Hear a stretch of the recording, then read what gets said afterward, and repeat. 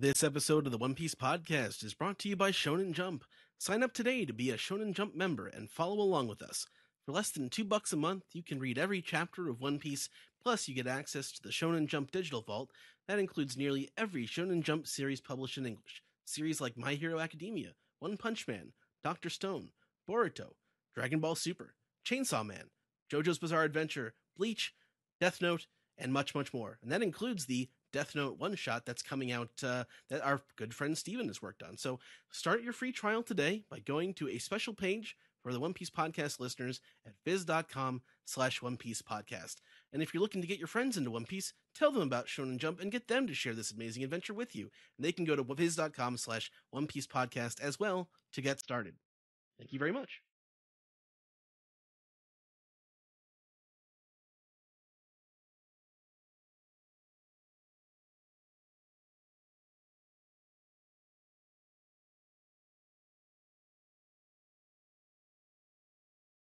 This is the One Piece Podcast, episode 611 for the week of Sunday, March 8th, 2020. My name is Ed. My name is Steve. And my name is Alex. And joining us this week, we have three very special guests. First of all, we have our regular special guest. He's back after a couple of weeks. Stephen Paul, the translator for One Piece and Weekly Shonen Jump. I believe I'm the very special guest, not the regular special guest. That doesn't feel very special, but I'm back. It's good to have you back, Stephen. As you can hear, Stephen, things have gone to hell about you. Yeah. All right, and we've also got our anime recap host, Sam Leach, is with us, although there is no anime to recap this week, so you'll be on for the whole episode. How long before we introduce a supreme special guest? And then a grand supreme special guest. I don't know if I like this idea. That's reserved for Oda, and I don't think that'll be happening. I was going to say, like the special guest power creep. if Mayumi Tanaka comes on the show, that's like supreme. Ultra Instinct special guest. And finally, we have a returning special guest, Paula Gaitis. Hi, I'm here. Thanks for having me. It's good to have you back. I'm back. Yeah. Hey. Yeah, it feels like we've been in a One Piece drought. It's good that we at least got the manga chapter this week. We've been in withdrawal. Yeah. Yeah. I actually have been going, I just watched Film Z recently, and if I actually turn in all my assignments for graduate school this week, I am rewarding myself with Strong World. Ah, nice. Oh, yeah. It's interesting that you watched Film Z first. That one is yeah. that one's very sort of emotionally involved compared to Strong World. Yeah. I knew what I was getting into. Does Joey want to butt in and introduce himself? Yeah. There's sorry about that, Joey. Hi. Is Joey here? Joey's here, everybody. That's right. It's Joey Weiser from the Toho Yaro podcast and also Eisner Award nominated comic artist. Yeah, sure. Yeah, sorry to interrupt, but I am here as well. So thanks for having me. Even if Ed forgot me on sound check too. So I know the where I feeling. stay. Oh my god! Wow. I'm sorry, Joey. I booked a lot of guests on this week's show. Mm-hmm. Yeah. Anyway, I just wanted to mention that a special guest supreme would have sour cream on it. It's true. That's true. That is the definition. Yeah. Well, so on this episode of the One Piece podcast, we're going to have a manga recap for chapter 973. But there's something else that's been making news in the One Piece community over the past week, and I guess we're gonna address this a little bit here. And when Zach gets back, I think probably tomorrow we're gonna record a bit of a special episode on it. But Eiichiro Oda is going to be doing an interview with Nobuhiro Watsuki for a Kenshin art exhibit that's going to be happening in Japan in the next coming months. Mm-hmm. Yeah. Mm-hmm. So Late Joey, April. you're going to be in Japan at around then. When is this going to be happening? I don't remember. It's going to be up while I'm there in May, so I think it's something like April through June or something like that. I don't remember the exact dates, but someone gave me a heads up that this exhibit was happening and that this interview would be in the promotional materials for the exhibit. But personally, I'm not planning on attending. So for those who may not know, back in 1994. Eiichiro Oda was an assistant on Rurouni Kenshin. and I guess he considered like Watsky was one of his early mentors, and as I don't know, he was arrested in 2017 for possession of child pornography, and so yeah, that put that there was a manga revival of Kenshin going on at the time that got canceled briefly. It was canceled in America. Viz never brought it back, but Shueisha in Japan brought it back in like within 9 months. They put it in, I think it's in Jump Square, but it's not a Weekly Shonen Jump anymore.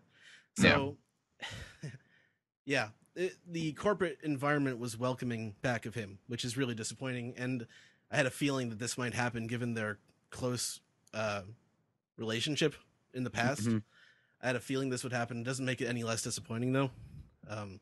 So this is one of those pieces of news I was hoping like I would never hear anything about.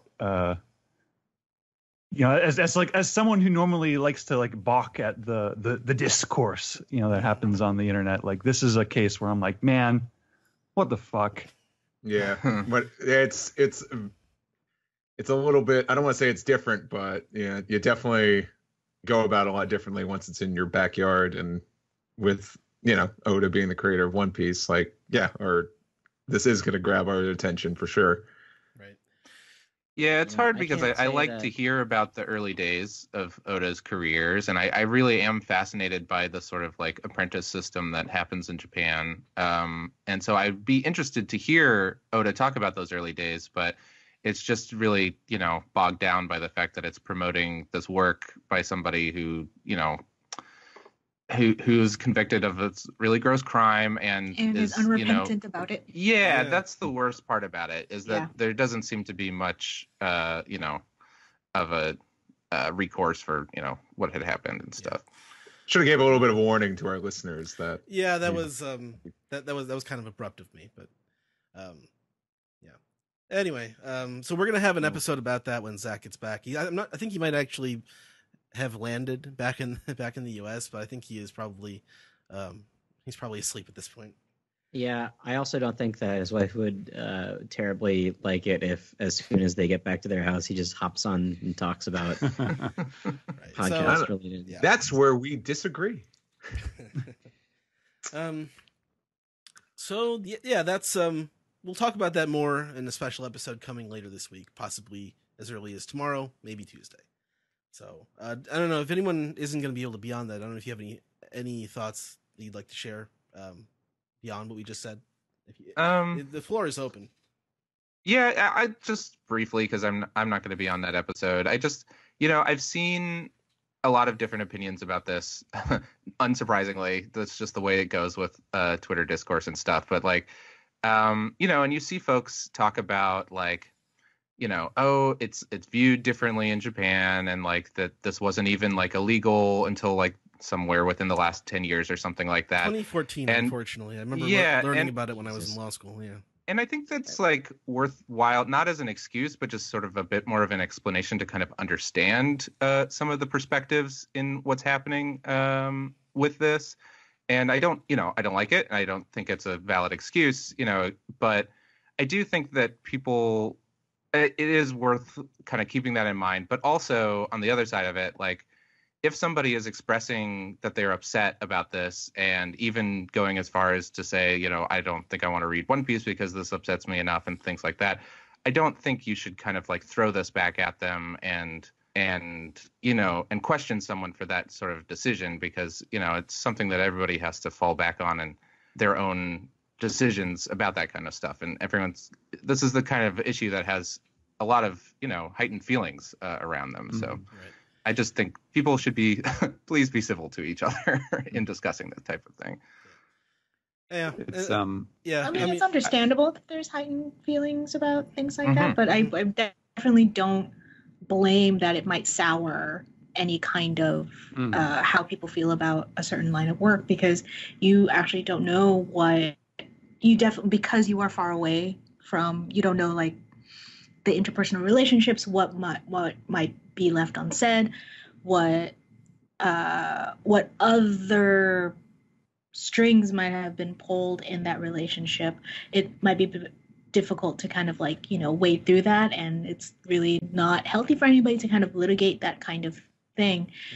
I think it's just mostly important that if you find that you are the type of person who sours how you feel about a certain piece of art that, you know, just whose creator kind of disappoints you, that's valid, 100%, and it's totally okay. I also don't think you should vilify people who have a little bit more like, I can, you know, this is still disappointing to me. And for me, as someone who reads One Piece and, you know, is like a little bit of a thumping feminist, like I have my reservations about certain ways that Oda portrays certain characters. But it doesn't 100% sour me completely. Like I could still engage with an art piece critically without having to thump about it and, you know, negate somebody's, you know, feelings about it no matter what comes up. I am disappointed, but I don't blame anybody either way. And, you know, calls for civility is very much important, but it's all but that also includes, hey, just let people like do what they have to do to kind of deal with how they engage with certain piece of art and understanding the context of the creator as a whole. I totally agree with everything that Joey and Paula just said. I think the only thing that I could add is that, like, while it's sort of a cliche to bring up, or like something that people don't really like to try to quantify, I think this is a really useful example of, like, when people talk about cultural differences, like this is a very, I think, valuable example of just how different like sort of you know, the touchstones, like where how a culture as a whole prioritizes certain things over certain other things, and how those can be so very wildly different between cultures, because it's not just that, you know, Shueisha, let's say, or Oda himself, by doing this interview, are you know, like sort of taking on this heavy lifting of like deciding, okay, well, we say it's okay, so therefore it's okay. It's also the fact that, like, there was very little, I mean, there were people who were very upset about this in Japan as well, but in a sort of broader societal sense, there really isn't. I mean, the fact that he didn't even go to jail. He paid a $2,000 fine. Right. The fact that he went back to work and continued drawing the manga after a time, and there wasn't a big outcry, I think says a lot about where, you know, the lines of like what is acceptable and what is like paying your dues, and how bad or how good certain actions are. They can be very different, and that can help shed some light on, you know, why people from a different culture individually might choose certain actions. But I mean that's I think that the clear distinction would be, like, I certainly am 100% never supporting Rurouni Kenshin at all. It's not happening, and that was a series that deeply was part of my life growing up. Relationships were formed because of that show, like, you know, views of life were formed because of that show. It was a very formative series, and I understand how strongly people can feel about that, and it definitely soured me to that, and I don't want to condone any of those actions. And I am less disappointed in Oda and more disappointed in Shueisha for, you know, continuing to kind of condone that action with, and disappointed in like the just slap on the wrist kind of thing. But I also understand that even here in the United States, we kind of struggle with that as well. I mean, and, you know, just think about how, like, Woody Allen's memoir thing. Like, and I think Meryl Streep and a whole bunch of other actors. I was about to say, Yeah. it's like I would never go see a Roman Polanski movie, but it's not like I wouldn't go see a Meryl Streep movie. Yeah, and you don't see everybody like clamoring, "Oh man, fuck Meryl Streep! I'm never watching one of her movies again."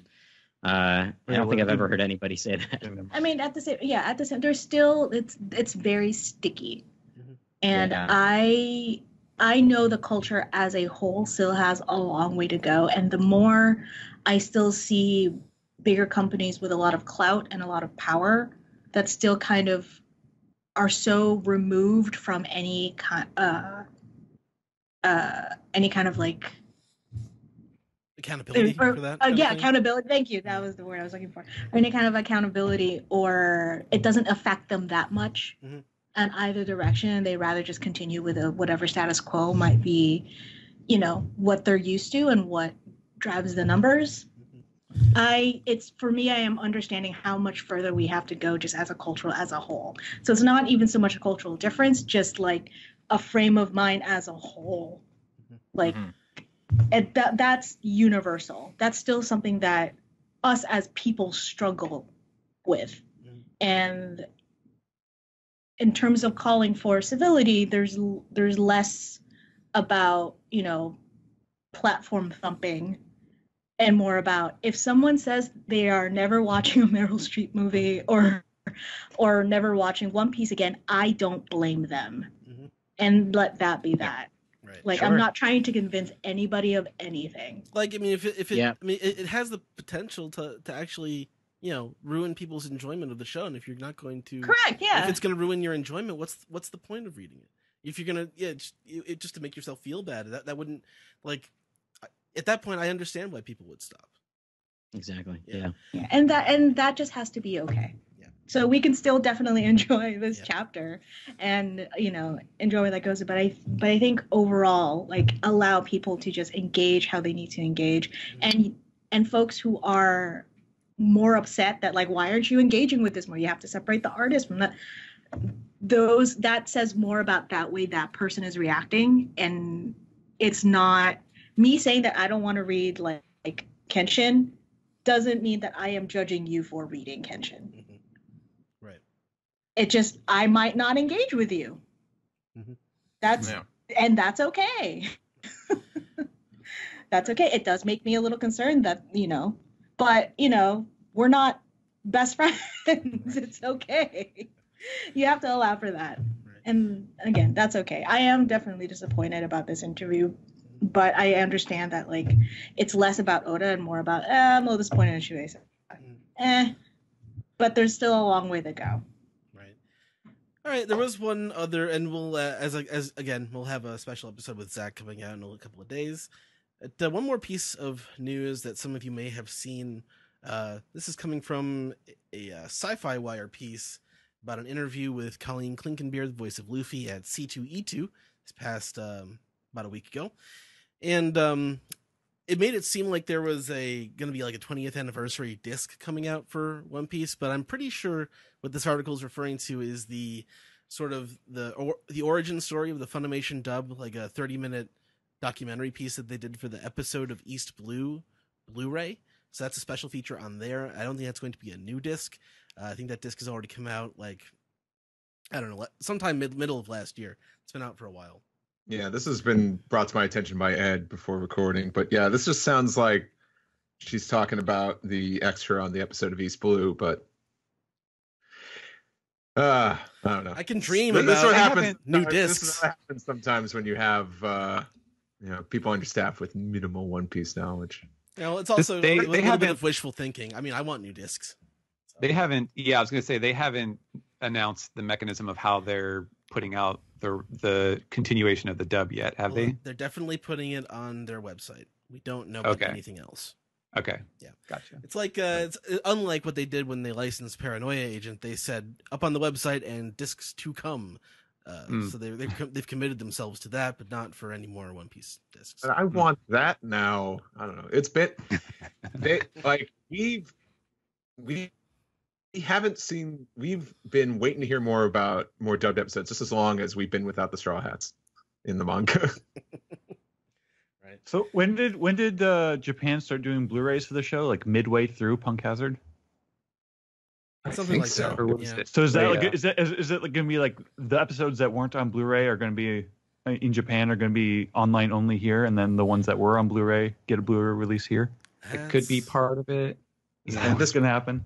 At this point, I just want them out. Like, it's like on the Funimation subscription service or discs, whatever. I have all the DVDs. I'll keep buying them. I don't know. I'm just starving for some updates on that. Yep. All right, well, that's it for the news. Unless anyone else has anything to say, we'll move right into the manga recap. Let's do it.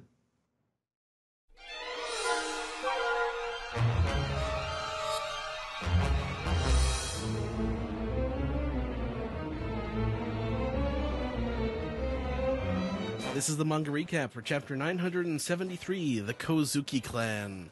And we start off with Gang Bedge's Oh My Family, and Scotty's counterattack. He's bombing the Marines.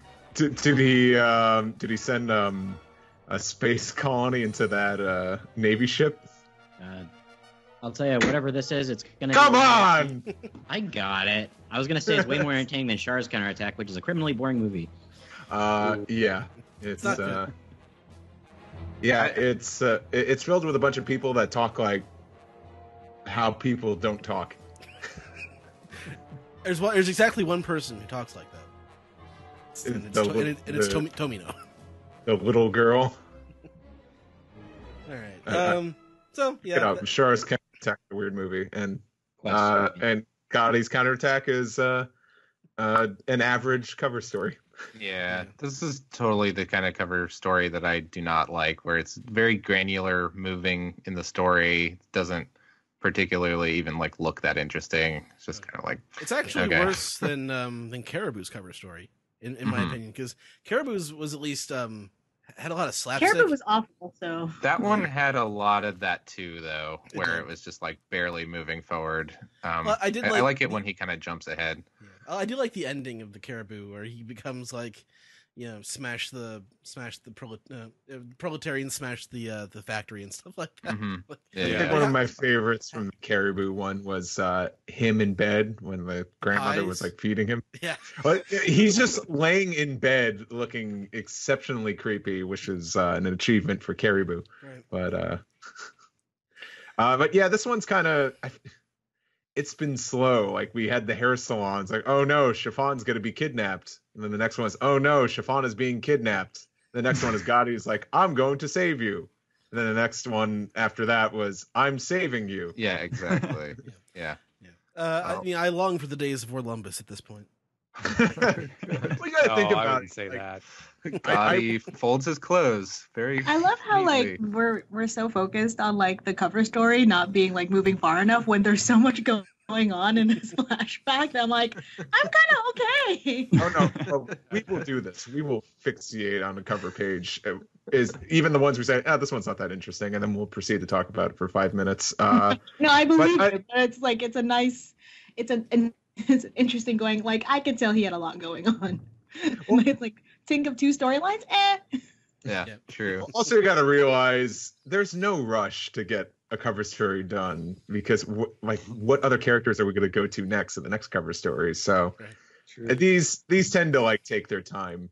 Not as a we could be watching Katakuri's adventure back on Whole Cake Island while Mom's away. Yeah, eating jelly beans and donuts. Katakuri rests in bed. Yep. Casually lounging. Katakuri used to not rehab, but it's just like he's been doing armband exercises to build his strength back up. Yeah. So I'm losing it. Katakuri had ACL surgery. He's gonna come back at Madison Square Garden to a huge pop. Someone will get it. It's like in between Instagram stories. Okay. Of like working out and physical therapy. I already asked to keep moving. So don't blame me. So we start off with a flashback within the flashback. So this is when the Kozuki family with Roger are traveling down from Skypiea on the inflatable elephant that we all know. Octopus. Yeah. Right. Octopus. We'll be talking about an elephant. If it was an elephant, I would have trunks. requested this page. Yeah. The elephant destroy us all. So we get Odin and Momonosuke doing he's doing the Lion King bit. And look how high you are, and Toki's like, that's too high, Odin. Even from way up here in the sky, cannot see it all. That is the world, Momonosuke. And you get, it's a nice little family scene there with Hiyori on his shoulder and Momonosuke on his head. But he's actually kind of doing the Mufasa thing. Like, gaze out upon it. These are sights you won't find in one. It's like everything that the light touches. Light touches. Yeah. Except for that elephant graveyard. That's no good. little Shanks in this panel. Yeah. Just eye level. Oh, Shanks Not tall was enough to here. ride a roller coaster yet. No peeking. Yeah. No peeking. So the next panel we get Odin's like, let's talk, Momo. What's your ideal woman? And Rayleigh's like, it's too soon for that. It's too soon for that. And he tries to teach Momonosuke swordsmanship, and he's like, you must think of a person like a fish cake when you slice Momonosuke. And I guess that's Shanks saying, don't teach him like that. Is that Shanks saying? No, that's Probably Rayleigh again.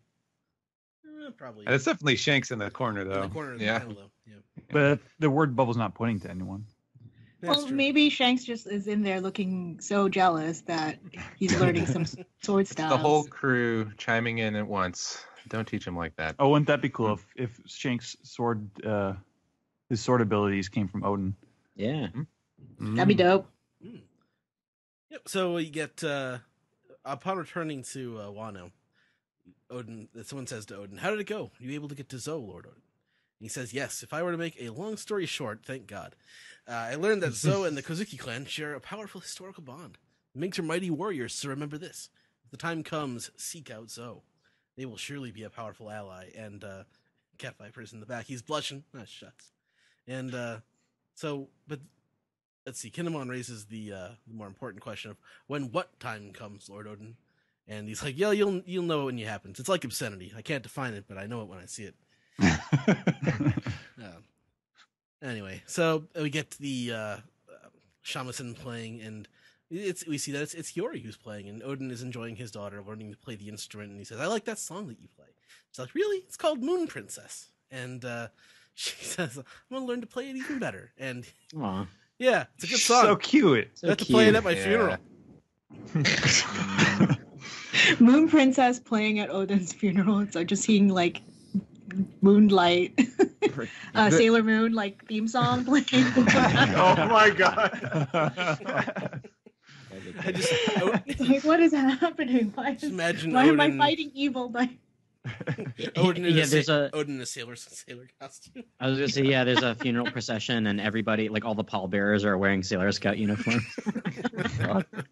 Fighting Orochi by moonlight. Is that what? Yeah. Sailor mean, Senshi like, 9. It's on theme. Odin's hat does look like a little bit of a upside down tuxedo. That's his hair. I know. So the next scene is they're all in the bath, and said, "Don't make your sister cry, Momo." Hiyori is crying. He's like, "It wasn't me, it was you." Yeah. Odin did pretty much like do the equivalent of Homer telling Bart, "You could wake up dead tomorrow." Well, good night. Odin is confused that he is actually the one who caused Hiyori to cry, so he confusedly apologizes. And he's like, it was just a joke. Yeah.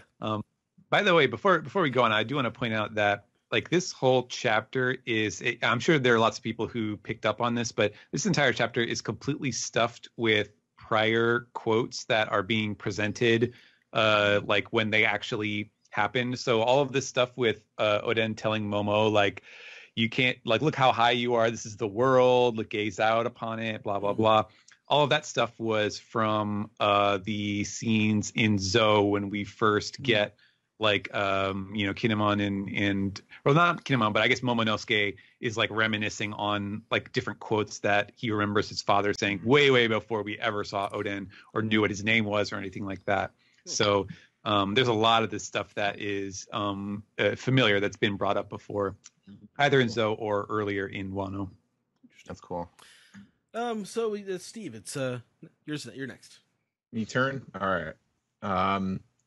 And we kind of, it's weird because we go we go black to like a little bit of white here, and then Yeah, that's just because he didn't want to do the panel border in that middle panel, which I don't understand why he didn't. Yeah. I wish that he had just done a panel border because it more or less has a panel border and just kept it all black, because that confused me too. Oh, wait, Okay. What Yeah, are no we wonder. looking All at? Well, the Kinemon panel has white, has no border. Oh, because we're still transitioning from Like, we're the transitioning flashback back within the flashback to the regular flashback. To the regular flashback, right? We flash back to too many times. And oh no, I've gone cross-eyed. Yeah, thank you. But we see the Akazaya 9 are being chased, familiar by these little these like weird velociraptor creatures that we've seen on Wano before in the present, but they're being chased by a bunch of Animal Kingdom pirate guys. They're saying, wipe out the Kozuki bloodline. They're unarmed. Shoot at them or slice at them with our weapons.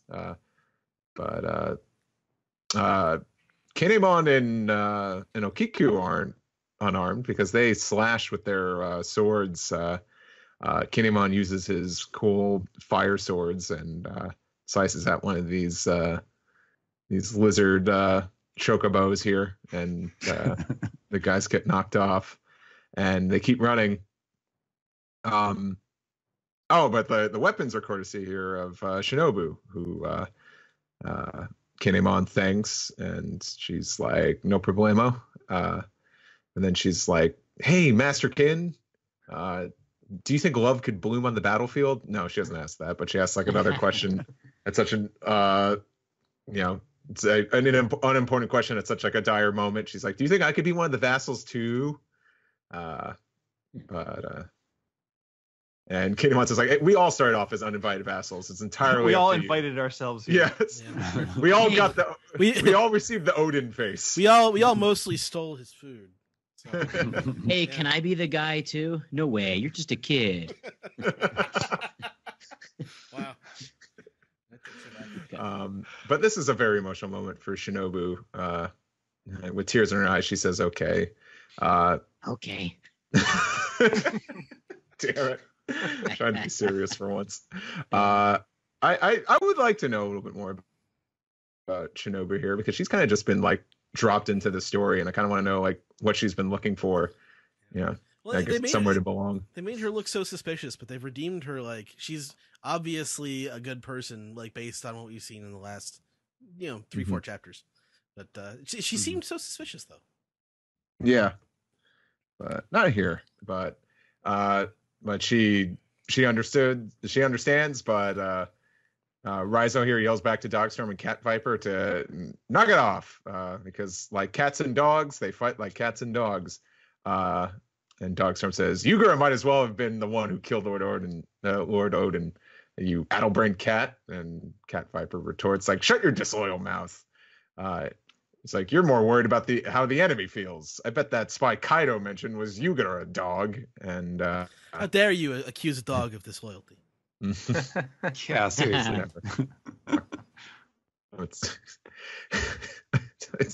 I almost thought Dogstorm was going to retort like, well, you're a cat, so if like Lord Odin died right in front of you, you'd probably like eat his corpse so you could survive. Cats will do that. Mm-hmm. Hey, what, you think they should starve? I respect cats more for that. But think of the tragic story of so many dogs dying next to their masters because they refuse to eat them. It's so sad. That's just life, man. Dogs aren't the smartest. No, but they're good. Sometimes you don't need the smartest person in the world to be your best friend. Aw, Exactly. That's sweet, Steve. It's like this is a One Piece podcast or something. But Raizo says, look out behind you. And one of the, what were these called again? The numbers. The numbers. Yeah, the numbers. Yeah. One of the numbers grabs just both Cat Viper and Dogstorm. They fit so, comfortably in their palm like they were puppies and kittens. And I think this is Dendro who just says like, those idiots, as they're still being chased by more Animal Kingdom pirates. And Kappa Man, what's his name? Kawamatsu. Kawamatsu. Like it's like, whoa, what the hell is that? And Kinemon is just like leave your friends behind, keep moving forward. It's like unfortunately, yeah, they got to keep going, they got to persevere. So if Dogstorm and Cat Viper are gonna get caught due to their bickering, they're bickering, then like that's their problem. They can't stop. They stand no chance. So got to keep running. And on the next page, the fragmenting continues as another one of the numbers, presumably, and a bunch more pirates are still chasing them. And Denjiro says, there are too many of them pursuing, help me, Ashura. And so Ashura Doji Shutenmaru is like, okay, you got it. And so those two have peeled off as well. It's a very efficient way to explain like how some of these characters got left behind, and it was only the original samurai that we were introduced to who end up reaching the castle. But Kinemon is cursing their bad luck as they are rushing to get to the rest of the Kozuki family. But Inkuri, the castle is surrounded. These are more flashback lines, the ones where they say, we're surrounded and light the fires. I think that was from that is King in the panel for sure. But those lines came from, I think it was the scene where they were at the ruins of Kuri Castle for the first time. And Atoki is saying, like, don't worry, I'll see to it that you can get away. There is an escape route. Dun dun dun. And the ministers there, the guards are all defeated. And as the flames are licking at the throne room or whatever, and Toki is knocked out, at least for the moment, and poor Hiyori is crying over her unconscious body. And then we just get a smash cut. This for me was probably like the panel of the chapter where you just see like over Kaido's shoulder, his like big burly arm as he is squeezing Momonosuke around the neck and holding him over the edge of the like the parapet of the castle. And I thought this was really, really effective because we've seen, I think in this chapter, like multiple examples of Momonosuke in positions of great height, and we know that he is terrified of heights. This would seem to say something about that, being dangled over. Has that been brought up that Momonosuke is afraid of heights? Didn't he like back in Punk Hazard, he didn't want to go high with his dragon powers? Interesting. And so Kaido says, "What is your name?" And Momo, of course, he's being choked around the neck, so he's having difficulty speaking, and he's thinking to himself, "I'm gonna fall. It's too high. I'm gonna die." And as the flames are raging around the castle, Kaido says, "Your father is a fool of a lord," which is, again, another flashback line. He says, "With your death, I presume the Kozuki clan is finished." And Momonosuke is protesting, "No!"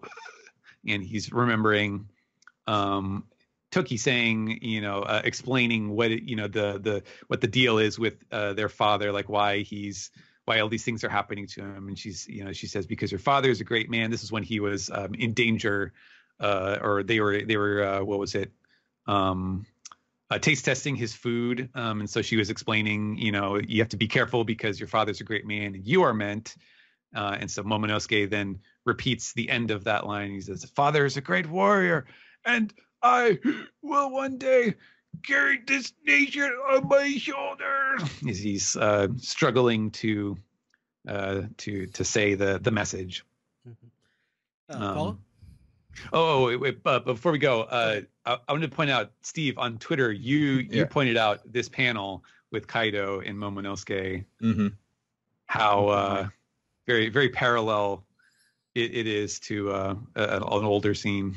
Yeah, with Vivi and Crocodile, right before Luffy comes back into Alubarna. Alubarna is the capital. Right before the second Crocodile fight, right? Yeah. With Water Luffy. It was immediately the first thing I thought of when I just saw him being held by the throat with like one arm over a really tall ledge. I'm like, oh, just like Vivi. Cinematic parallels, if you will. Yeah, it's like poetry and rhymes. Well, I said on Twitter, but like eventually when Momonosuke and Vivi meet, they'll get to share some old war stories. It's crazy.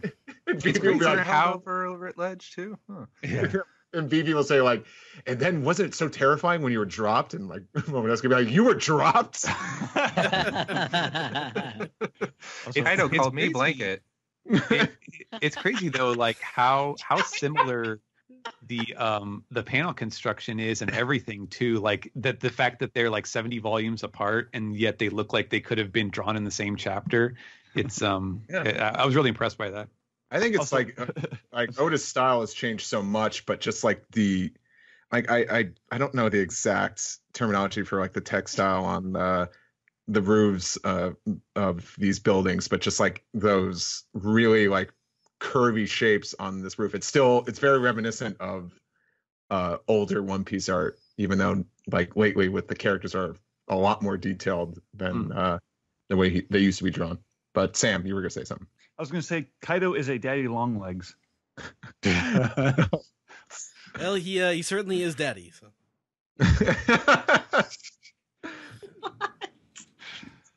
Look at those pants. I mean, come on. I mean, oh man, Kaido was always hot. Always hot. Well, someone like sexy biker. Yeah, he looks like he belongs on Kids Crew, which is funny given their interaction. I mean, like he's definitely channeling some Katakuri. Like what 100%. Just like spikes and leather. One Piece has ruined my image of older men. Just ripped AF. They're all going through like a midlife crisis. 100%. Like the divorced dad energy is peak. Katakuri is 50. We should all remember that. He looks like he's out of my, out of my range, but. And this looks like Katakuri, not Katakuri. I'm sorry. This looks like Kaido's. This looks like Kaido's American Badass stage. Midlife crisis. Except for the giant feather cape. Yeah. I was gonna say he has that sort of Mr. Satan championship belt. Yeah, he does. Yeah. He's kind of great, played by Jason Momoa. Hey, they should get him for the live Netflix action show. adaptation. There you go. See? I mean, by the time they get to that, he'll be the right age. All right. I mean, fair enough. Yeah. Well, speaking of Kaido, I guess the next pages. He's still holding on to Momonosuke, telling this poor young man that it was a dream somebody else put in your mouth. I didn't realize you were so young. So it's nice to see just a moment of, that sucks. You're kind of tiny. I kind of feel bad about that. Yeah. You don't even have opinions of your own yet. Yeah, exactly. Which I find really interesting considering the general theme of inherited will that One Piece has. And how much, like, even though this was, Momonosuke was very much drilled into, I'm the weight of my country is on my shoulders. I am the next person to take on this name and this role. And how much he contends with that in the present day. Just, there is such a intense trauma right here. Like, I could definitely write a few academic articles about trauma and childhood emotional neglect just from using One Piece examples. And the next panel is a perfect example of children's reaction to trauma with a quintessential cry face of, wow, father calling out for his dad, who, Odin being who he is, I'm just feeling a lot for Momonosuke, even though he for the most part annoys me as a character in the present day.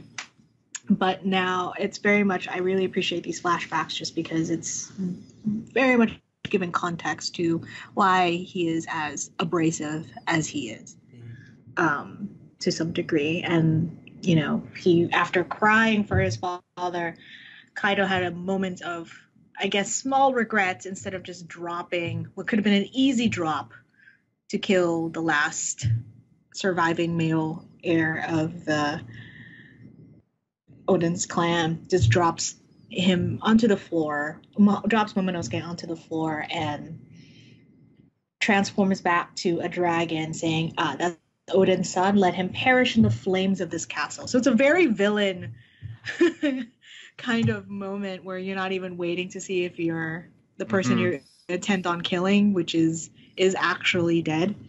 Very much leaves that conundrum open, and in comes in He's pulling a Kim's, Zarbon. yeah. Right, like I also think I kind of see it as Oda maybe trying to build a little bit of sympathy for Kaido, like humanity. making him less ruthless, at least on screen, you know. I mean, you kind of already have that when Kaido was kind of first introduced, when it's like the guy who cannot be killed. Yeah, totally. It's like and he's just like emptiness to him trying that to he's trying to fill. Yeah, and we all know killing is not going to be it. From what we've been told. It's also about like his opinion of like, you're not even worth killing. It's not even which is also like a very badass thing too.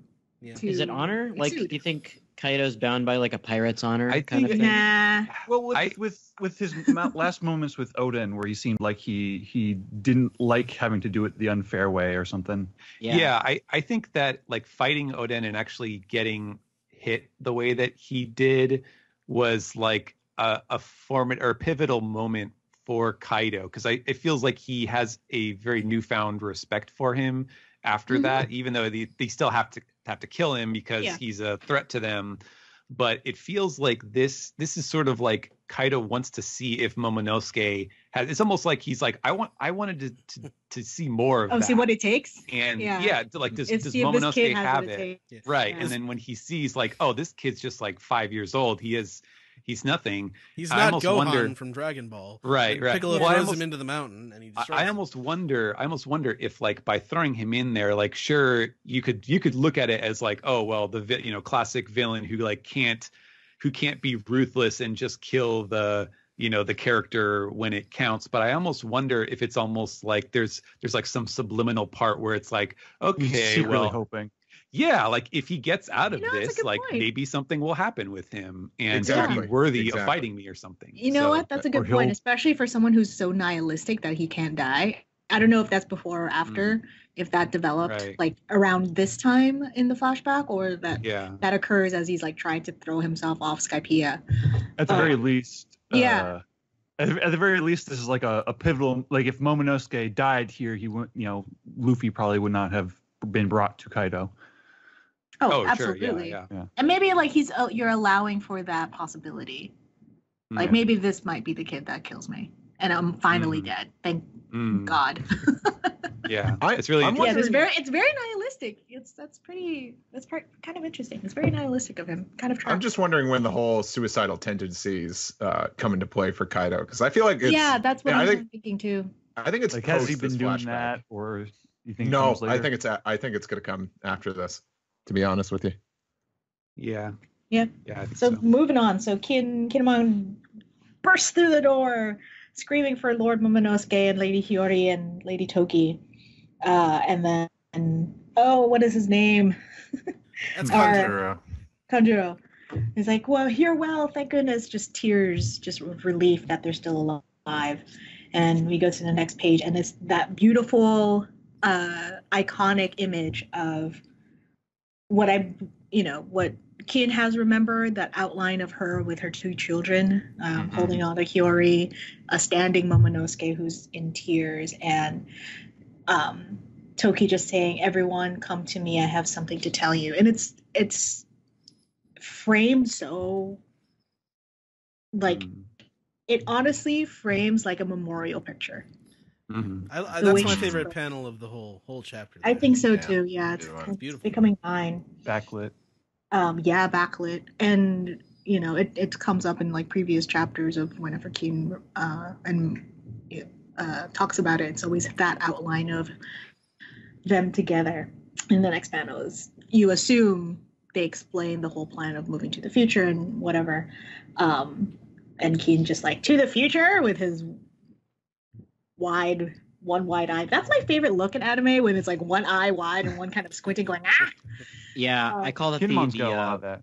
the Bon Clay face. Yeah. He does that a lot. Yeah. Bon Clay has a good face. And then Kawamatsu, thank you. There's the next few panels is a small pull away of Kawamatsu going whoop, and just diving from the burning building into the sea, which we assume is with Hiyori, just in the waters, going almost there, just a little bit longer, princess. Which I can't tell if Hiyori is unconscious or she's sleeping or she's has to hold her breath, because they are underwater. And then the next panel is Kawamatsu holding Hiyori, just flying through water. Don't let the samurai escape the castle. Block all the exits. There's chaos everywhere. And speaking of chaos, the last panel on this page is literal white horse, right? Savior white horse, but crashing through with a hooded figure on top, and with the enemy. Horse is on fire. Horse is on fire. It's very. It's got a flame-shaped mane. It's This is the Wano creatures have that. Yeah. Mm-hmm. Oh yeah, that's right. There's the deer monsters. Horse. Yeah. Like the roosters. Como horse. Yeah. I just want to say, I hope they do. There's this shot that I love in the One Piece anime from Water 7, and it's when Robin says goodbye to Sanji at the canal, and they do a 360 which is a pretty complicated shot to do in animation. They do a 360, like the camera's going around in a circle around them, and I can see here when Kinemon bursts in, you see the back of Toki, Hiyori, and Momonosuke, and the next panel is the same thing, but it's just flipped around 180 degrees facing them. I wish they would do that. They don't For such a pivotal moment, Yeah. that would be a good way. That would be a good. I would like to mechanic to use. see them do that again, but they don't do artistic things like that necessarily in the anime a lot. They do other things, but they don't. And that's not something they've done like that I remember like since then. It's a very distinctive moment. That's one of my favorite episodes of the anime, back in like episode 220 or something like that. Anyway. And so last panel is just someone popped out, shoot them. So you could imagine that as this flaming horse is running out, they're getting shot at. So it's just chaos everywhere, and everyone splits. Yep, your turn, Alex. So the horse rides through the forest. Really cool like a top-down shot of the horse running through the forest. Sounds like they're shooting guns. There are a few arrows in the back of the figure, it looks like. It's not a samurai. Who was that? And we get a close-up of the hooded figure, and it is Toki, who appears to be wounded. And she is galloping away. And meanwhile, we have a crescent moon over Bakura town. It's a shame that Zach is not on this episode, because he would. Well, I'm sure he just woke up from his sleep and was like, "Moon, moon." Talking about moon. He sneezes. Yeah, that's right. So the people of Bakura town are watching Kuri go up in flames, and they say, "Oh, the night's coming. It's getting dark." "I'm scared, Grandma. It's not like usual nights," says a child. Is this the old woman who was praying in front of Shutamaru? It might be. You remember when like Shutamaru was like robbing the town when we first met him, and like there's that like old lady who's like praying and talking about Toki? Maybe, yeah. It very well could be. Yeah, it probably is, knowing what is. I mean, because bringing back Toki's in this scene, so like this is probably what motivated her to like carry the message forward and stuff. Now, as we see panels of Odin Castle crumbling, smoldering, and the Animal Kingdom pirates marching towards it, the townspeople say, "Oh, we're done for, because we could not believe in the Kozuki clan and Lord Odin. We will now receive the divine punishment that we deserve. Now begins an eternal night that never breaks." And and we, as Toki is continuing to ride, we have a bit of a flashback between her and Odin. And he says, Toki, have you come searching too from 800 years in the past? Searching for the day the world is overturned? Then jump 20 years ahead, and the day you seek shall. And then she she shuts him up with her hand on his mouth, and he's like, woof, woof. And she says, you don't get any dinner tonight, Odin. And he says, what? Oh, I didn't make any money today, so I guess I didn't earn it. And she goes, no, not that. What? I don't understand. It's for saying such an awful thing. Despite the fact that we don't see, a whole lot of Toki and Odin's relationship, the bits that we do see are very cute. And they are... He's very oblivious. Yeah. He's a man. It's very, it's a very... Toki is a moron sexual. Yes. My favorite kind. It's sort of like Roger Rabbit. He makes me laugh. Yeah, basically. Honestly, speaking as a very heterosexual cis woman, that pretty much will. I will definitely look at you just going, you're so stupid. I like that in a man. Yeah, I think that's their relationship to a T. And as but they obviously the implication here is that like she finds it insulting that he would tell her like, oh yeah, just go 20 years in the future. And she's like, what do you think our marriage is here? Yeah. it's kind of like Luffy not wanting to hear what the One Piece is from Rayleigh. There's a little bit of that in there. Mm-hmm. Yeah. I mean, I guess we can talk about this afterwards. Yeah. We'll get into it. Yeah, well, we will. Yes. The townspeople are shocked as they see Lady Toki at the top of the steps, away from the burning castle, and we have a little bit of a monologue from Toki as she huffs and has her hand outreached towards the sky, as tears of happiness run down her face, and this is what she says. I fled here from the past, Odin. I always thought that if I jumped to the future, someone would pull through for me. And then she begins to shout, you're the moon, unaware of the dawn. Continue. And her speech continues on the next page, saying, May your purpose be fulfilled, and cast 9 shadows on the night woven of 20 years. And we've got the Animal Kingdom pirates kind of standing by. We've got the people in the crowd praying and listening. And she finishes... and you shall know the brilliance of the dawn. And it's just like her silhouette, hand up. It's reminding me of like when Mother Carmel kind of saved those giants. Reminds me of the Statue of Liberty. Yeah, it's that kind of pose. I love that panel. That silhouette of her is it's like. It also reminds me of Shirahoshi's mom. Yes. Yeah. Otohime, yeah. Got a lot of that. Otohime, yeah. About to happen. Yep. And Moms, man. She's looking up at the sky. There's a doom sound effect, and she's shaking. And then we pan up to the moon, and it seems like she, at the very least, passes out. Maybe this is where we're supposed to think she dies. And people are shouting, "Lady Toki!" And then there's just a little crescent moon up in the. Yeah, they don't show her dying. They don't show anything. So. Well, do you think she's shot by that guy cocking the gun? Yes. Yeah. She also has arrows in her back, too. Yeah, because there's That's a click. that's what the shaking on her face is for. That's like the impact of her getting So hit. this sound is that the Dome sound effect? Yeah. Yeah. Which is probably why I But the way Otohime. the way that it's drawn, it's not like Oda's like classic Dawn. It's more like an actual sound of something hitting her. Okay. Oh, okay. And then the thump on the next one is her falling to the ground. Yeah. So if it was a more specific like gunshot sound effect or something, I feel like that would be clear. Yeah. It's clear, but it's meant to be, it's meant to be obvious. It's like it's less is more in this. Right. And Exactly. obviously this story is kind of showing its hand that like, oh no, maybe Toki's not quite as dead as we think. So it's being coy. It's being coy. I think she's dead. but then again, that would mean somebody else would eventually have her fruit at some point. So. Oh, that's true.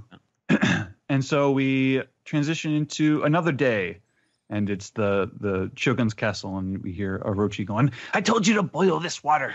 It's heated, my lord. It is not. Did I ask you to draw me a room temperature bath? And the attendant is putting her hand in the water and saying, ouch. Oh, it's scalding, Shogun Orochi. You will burn your skin. And he's like, he's trying to lean back. He's pretending he's relaxed. He's clearly not relaxed, but his hands are back behind his head. He's like, shut up. I'm cold. I can't stop shivering. Bring me the bones of the Kozuki samurai. Why can't you find them? I think this is a side effect of Oda watching Game of Thrones. The dragon in the hot bath. Oh. I'm just saying. There's a lot of parallels in this chapter, Game of Thrones. And on the next page, he's shouting, "Bring me proof that they're dead!" And we see the little hill where Dogstorm and Shutemaru were fighting. Mm-hmm. And we got Shutemaru who's sitting outside of that little house. What's this? Wasn't like this shrine called like the Enma Shrine? Is that what we're looking at, or is that where Denjiro is? I'm not sure. I mean, the mountain is Atamayama. That is the head mountain that Shutemaru is the bandit leader of. But I'm not sure if this particular structure is anything we've seen before. I think maybe the one on the bottom of the page is the Enma Shrine. Yeah, could be. And we're still with Shutemaru anyway, and he's saying, 20 years, she says, Lady Toki, are they still alive? And we have Kawamatsu trying to entertain Miss Hiyori, who's just kind of huddled under a tree and crying, and understandably going, depressed. Like, that's my Kappa dance, princess. And Hiyori has more troubling things on her mind at the moment. She's not in the mood to be distracted. It's the Kappa dance. And boy, it's been a long time since we referenced that. We got Somewhere Else, and we just hear it's just a man shouting, going ah, and like he's so emotional that the it's almost like the building he's in is almost kind of like stretching with him. That's the shrine with the swords, effect. Right? That's what that's what Sam was saying. Yeah. Zora was hanging out there with Kurosaki or Hiyori. Same one. Or whoever it is. So who knows at this point? Give it up. And the last panel, the last like a series of panels on this spread is a crying, angry Denjiro who's looking a little horse-faced. Yeah, he's scrunching up there. I like how it's broken up just to kind of show there's some change happening. Denjiro walks into a stable, and one of the horses asks, "Hey, Denjiro, what's with the long face?" Oh, man. And then he pulls out a 12-inch pianist. There's a piano player that's only 12 inches tall? Yeah. Have you heard that joke? I'm trying to piggyback. Anyway, continue. It drives me nuts. Yeah, another one. That's my personal favorite. So we on the next page hear some intense screaming as the seasons change to winter, and the snow is falling on this shrine as the doors open, and we see Denjiro coming out. Only his hair has turned blue, I think, right? Unless it's turned white, and then because you have to bleach your hair before you possible. Yeah, it's definitely changed, and his face continues to be kind of scrunched up and upset looking. And in the flower capital, people are looking on him, saying, "Whoa, look at this filthy beggar! Do you really live in the capital?" But then he very quickly and soundly beats them up. Which convinces them that he's actually a really cool dude. And so they say, "Hey, let us follow you. What's your name, sir?" And he says, I think this is like low-key one of my favorite One Piece tropes. Just like here. the tough guy beating up the other tough guys, and then the lower tough guys respect them. Well, this is just a Japanese trope, period. Yeah, it's a very Yakuza thing. Mm-hmm. He is the new boss. So yes, because you can call him Yoshiro the Mad. He's obviously very mad. Look at that angry face. I threw in, he just says Kyoshiro, but the thing is that his, like the name, the kanji in his name means like crazy death. And then the ro is just like the classic ro. And so I was like, okay, this is probably a good place to just kind of throw that in there to Give a little add context some to- of that little flavor. context because right, exactly. That's cool. That's yeah. a good way to. That's brilliant, Steven. Because that. it helps like sell the transformation here and how it works and stuff. So Mhm. And why you would have chosen the name Kyoshiro. exactly, yeah. That's good because I was wondering about that. So the Kyoshiro family, someone saying, and this is Orochi, and he's heard of his reputation and asks him if he can offer him protection, and to which Kyoshiro says that it would be an honor. And I love this panel of him bowing down. We get this good profile shot where you can see that his pompadour is actually also his ponytail. Yep. Which I love. That's so good. I kind of wonder if it's going to eventually flop back the other way, but I don't. It also looks like a crescent moon. That's true. Oh God, Saka's like, oh, the moon. Tell me more. There's a wall full of cards, like moon. This is like the first time that I've seen like a Dogeza like bowing your head scene where I actually understand the like, oh dude, you got to lift your head, like you're getting your pompadours all dirty, man. So he promises money, women, and soldiers. He can bring anything that he needs, which makes Orochi say "mwahaha." And I love this next panel because not only is his pompadour, flopping over comically, it's also hiding his like furious face as he's kind of like twitching and has some veins bulging. And everyone here. I was about. No. Please continue. Okay, they're shocked that he's so capable. Who is that man? What brilliance! What charisma! And now that boss Hyoguro is gone, it's the birth of a new mob leader as he comes down with his own procession of Yakuza bad guys. The Kyoshiro family runs the flower capital. But then onlookers comment that he has a weakness. He always looks sleepy, and they call him Napping Kyoshiro because they bet he's up all night cavorting, which, yes, this is, again, a reference to Nemuri Kyoshiro, the novel series that was adapted into films that are called Sleepy Eyes of Death in America, which I love that title. Pretty good. But, yeah. I got to say, like with just the sudden change of hairstyle and position, Dentro's found himself quite in the pomp and circumstance. Oh. Boo. All right, Sam. And why don't you pomp wrap this and up for us? circumstance. I see. That was such a genuine chuckle from you. You're so pleased with yourself. Stupid. I like it. Yeah. Good. So we turn Pomp the and page, circumstance. Sorry. and we turn the page, and it's a nighttime scene, full moon. So it's quite a bit of time has passed, and people are shouting, "It's Ushimitsu Kozo! The thief has stolen the stockpile of gold!" And we see Kyoshiro with the little like thief bandit head thing. This is why he's tired all the time during the day. Yeah. Also, he's So good. cavorting. And elsewhere, we have a crying Kawamatsu saying, "Lady Hiyori, princess, where have you gone? Why?" Which we know that Hiyori eventually got out of Kawamatsu's hands. Yep. And it looks like he's running towards Udon, too. Yeah, sure. Yeah. And so now we are at this is the pleasure hall where Kyoshiro is working, and the women are bringing Hiyori here, and they're saying, "There's an adorable little girl who showed up at our step boss. Seems like an orphan who wandered into the capital. The poor thing is starving." And Kyoshiro recognizes her, and elsewhere in a private room, he's bowing to her. He's like, "You may not recognize me, my lady." And ellipses.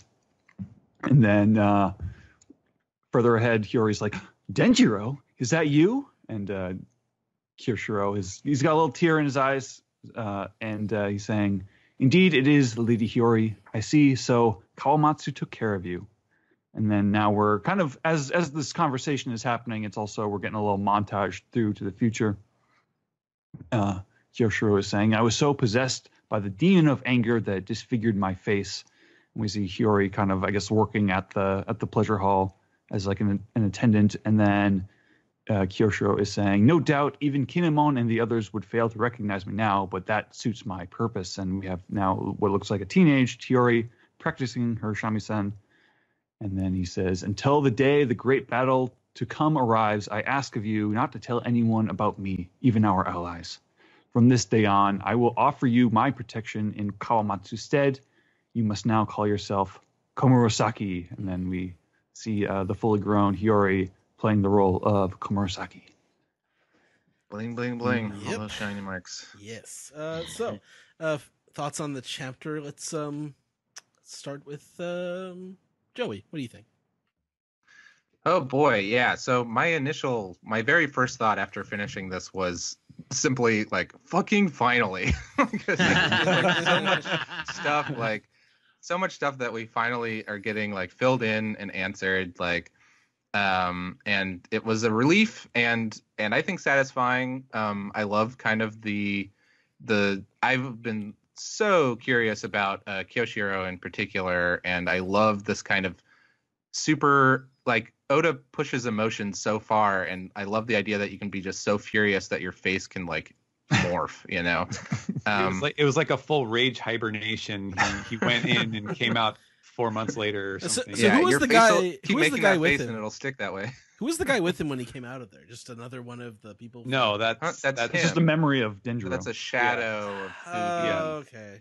I gotta admit, it's not Oda's best work. The composition is very confusing. He should have masked it more with like some more tones or something, just to make it clear that was not another guy standing right next to him. Right. Mm-hmm. Okay. I'm so glad I wasn't the only one who's confused by that, because even as a lay person reading this, going, I don't understand. Yeah. So he's not. He isn't Zoro's sword teacher. So we still don't know who that that was guy my first is. thing. I'm all like, who is that guy then? Yeah. I So do think- that was a good little sleight of hand from Oda there. But the beginning of this and a few other things kind of trickled throughout this chapter with Oda and his family. Kind of reminded me of a frustration I had back after Ace died, and we got that like big flashback of him and Luffy and Sabo. And I remember kind of thinking, like, I really wish I'd had this information when Ace died, because then it would have felt more impactful to me. But I kind of understand why he had to, pull some of that back. And it's the same thing for reasons of kind of like making the story formatted in an interesting way and holding back some of the secrets and stuff. We're finally seeing this like a lot more family time, with Odin spending time with his family and really bonding with them, which is something that folks have been kind of clamoring for and wishing that we saw more of. And I do kind of wish that we'd seen a little bit more of that before Odin died, but like, I'm glad that we have it now. And then kind of as a whole, I think it'll work really well. But yeah, I like this chapter a lot. I think that it, I was just happy to have all these sort of gaps filled in. That's all I got to say. All right, thanks, Joey. Sam, what do you got? Yeah, I thought this chapter was like kind of weirdly confusing at the first time I read it, because it's just like like a lot of recent chapters. It's so much. It's so dense. We're jumping back and forth between all these different times. We're seeing a flashback within the flashback. We're seeing scenes we've seen before, but like from a different point of view. Like the timeline is like so all over the place, and like the Denjiro thing, I think is interesting, but it's also like as like a mystery, it's a weird mystery, because like there's only so many characters that Denjiro could have been, and like to me it being like Zoro's teacher, that at least seemed like the cleanest answer. And the Kyoshiro one, like is the like I got so mad because and I disfigured my face. Is that rooted in any kind of folklore or something? Actually, it seems like kind of like the same idea behind like a Hanya mask or something like that, like where you wear this sort of grotesque mask to, I don't know. Well, I just think of it as kind of cartoon logic, like Yeah. Yeah, Exactly. that's how I took And it. Yeah. there's a degree at which I can buy that. It just seemed like such a bizarre, like especially like as an explanation for like why these two characters who are probably connected but don't look like they're the same person. Oh, here's this kind of like made up explanation. Like I don't know. there's It a seems degree like to which I can play along with that, and there's a degree to which it seems a little weird to me. Unless there's gonna be like some other twist where like there's something else going on in that house this whole time that we didn't It's see. like Kylo Ren gonna come in and be like, "Oh, actually, they were somebody." I do agree that I think a problem. I thought that I also had in kind of thinking back about this arc is like, or this chapter is like, kind of thinking like, why does there have to be so many mysteries? Like maybe that is a kind of drawback on this arc, is that there's just a little too much mysteries that are drawn out a little too far.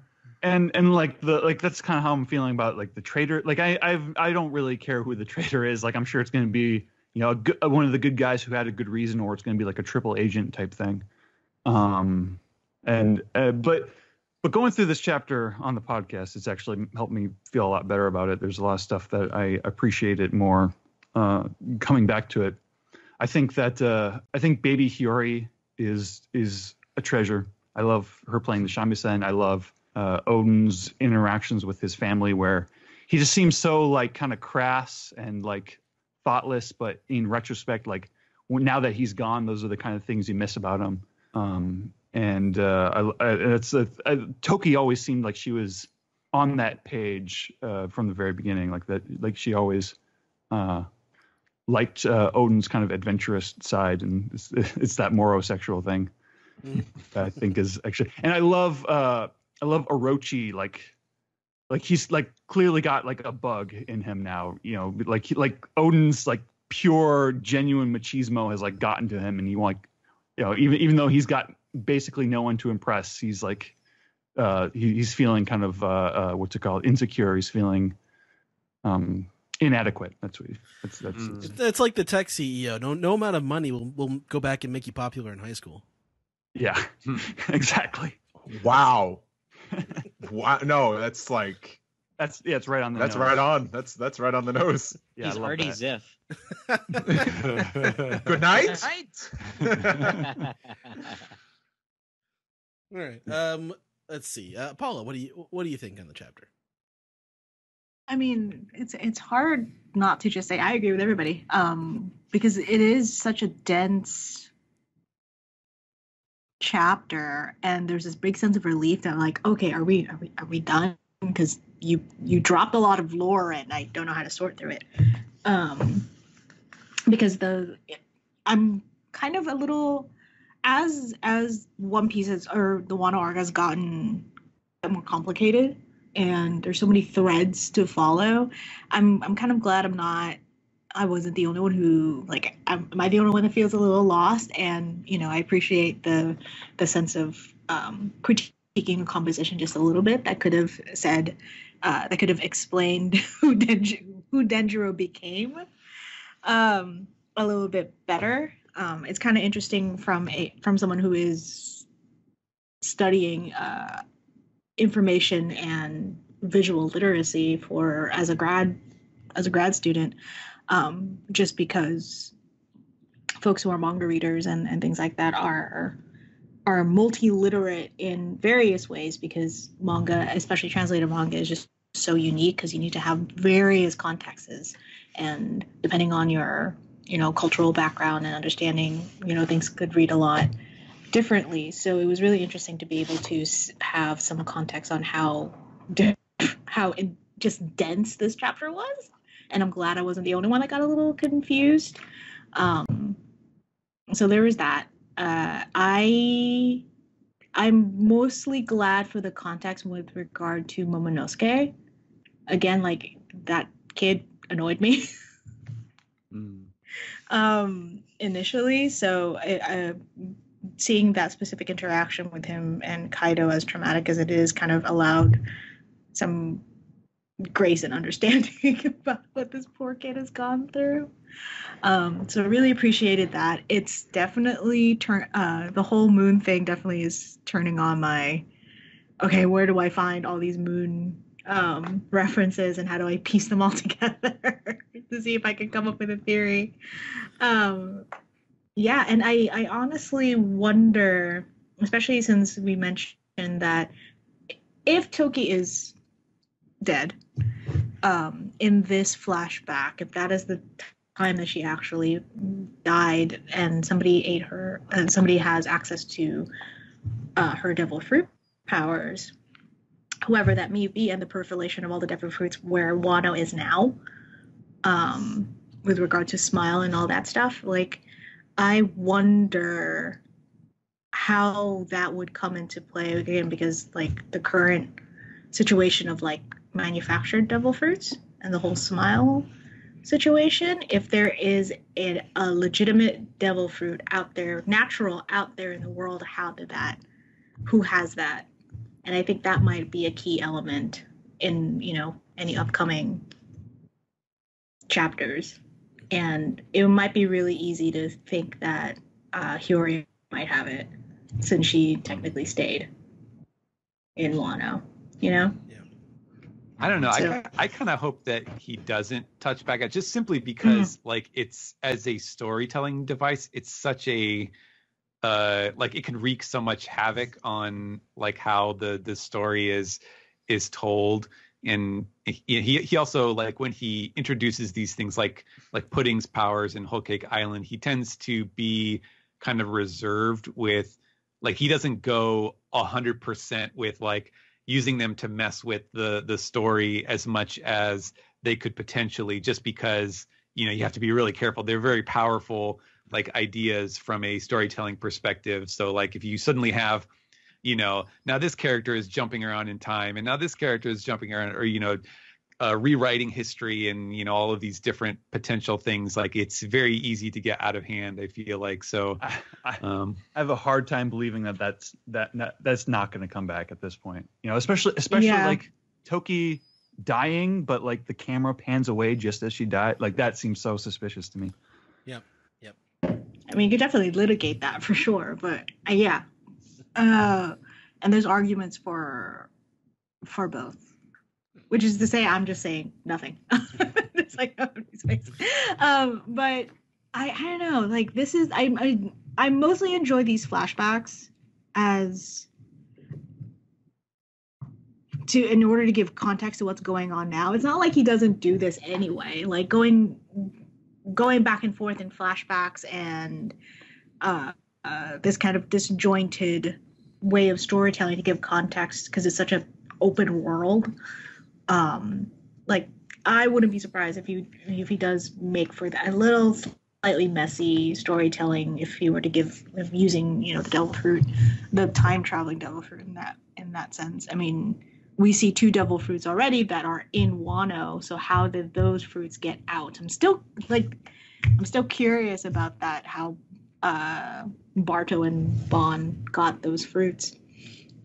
I do wonder if that has something to do with them, like, of course, not borders being opened up, but I don't know, like black market related. Yeah, like, mostly. Yeah. Mm-hmm. Especially with Kaido being like, the black market underground guy. Again, how does the distribution of those artificial fruits play into it? Doflamingo pulled some strings. Yeah. thought Dolphy my puns definitely were did bad. his thing. Yeah. Oh God, I just got it. No. I'm well, hang in there, Paul. it's fine when you're friends with Grant. Kind of nothing, and Nate, like nothing sacred anymore. All right. But yeah. Steven, what are your thoughts? I love this chapter, and I think it's a totally valid critique to look at just how I don't know if I would say disjointed or chaotic, but just how busy the structure of it is, where every couple panels is like a different scene. But I think that the way that he stitched them together, like, there's a very clear kind of logic to the flow of the scenes in this chapter that is pretty impressive.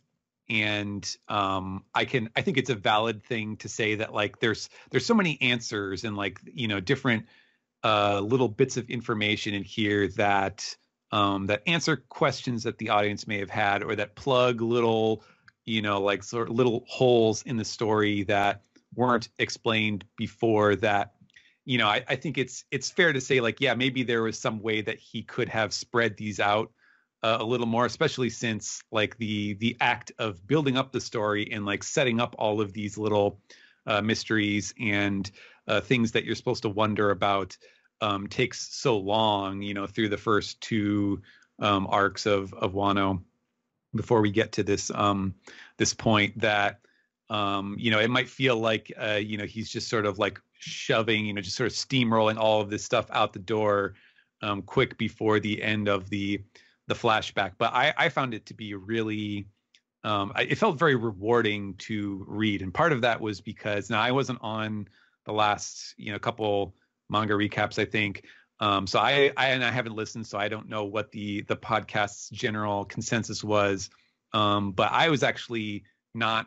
I was kind of disappointed by the previous chapter with where Odin actually dies, and a lot of that had to do with the fact that I thought at the end that Oda was just sending us straight back to the present. And as you can see from this chapter, there was a ton of like kind of unfinished business.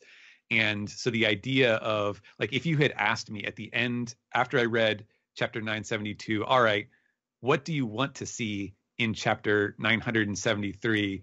Like this chapter would have been like 95% of that. Like it was exactly what I wanted to see at this point in time, was just like close all these loopholes, answer a lot of these questions, like what happened with Denjiro, you know, what was the scene, how did all of the different Akazaya characters get split up, and you know, all these little things that he did in a kind of remarkably efficient way here. And so I was really impressed with that. Maybe the one reveal that I thought was a little underwhelming for me was the Dogstorm and Cat Viper thing, just because I kind of imagined that like their disagreement would have been over something a little more like substantial, like some action that they did, whereas, you know, it turns out it's actually because like you know, Dogstorm like blames Cat Viper, like he's basically saying like Cat Viper taunted Orochi into, you know, changing his mind or something like that.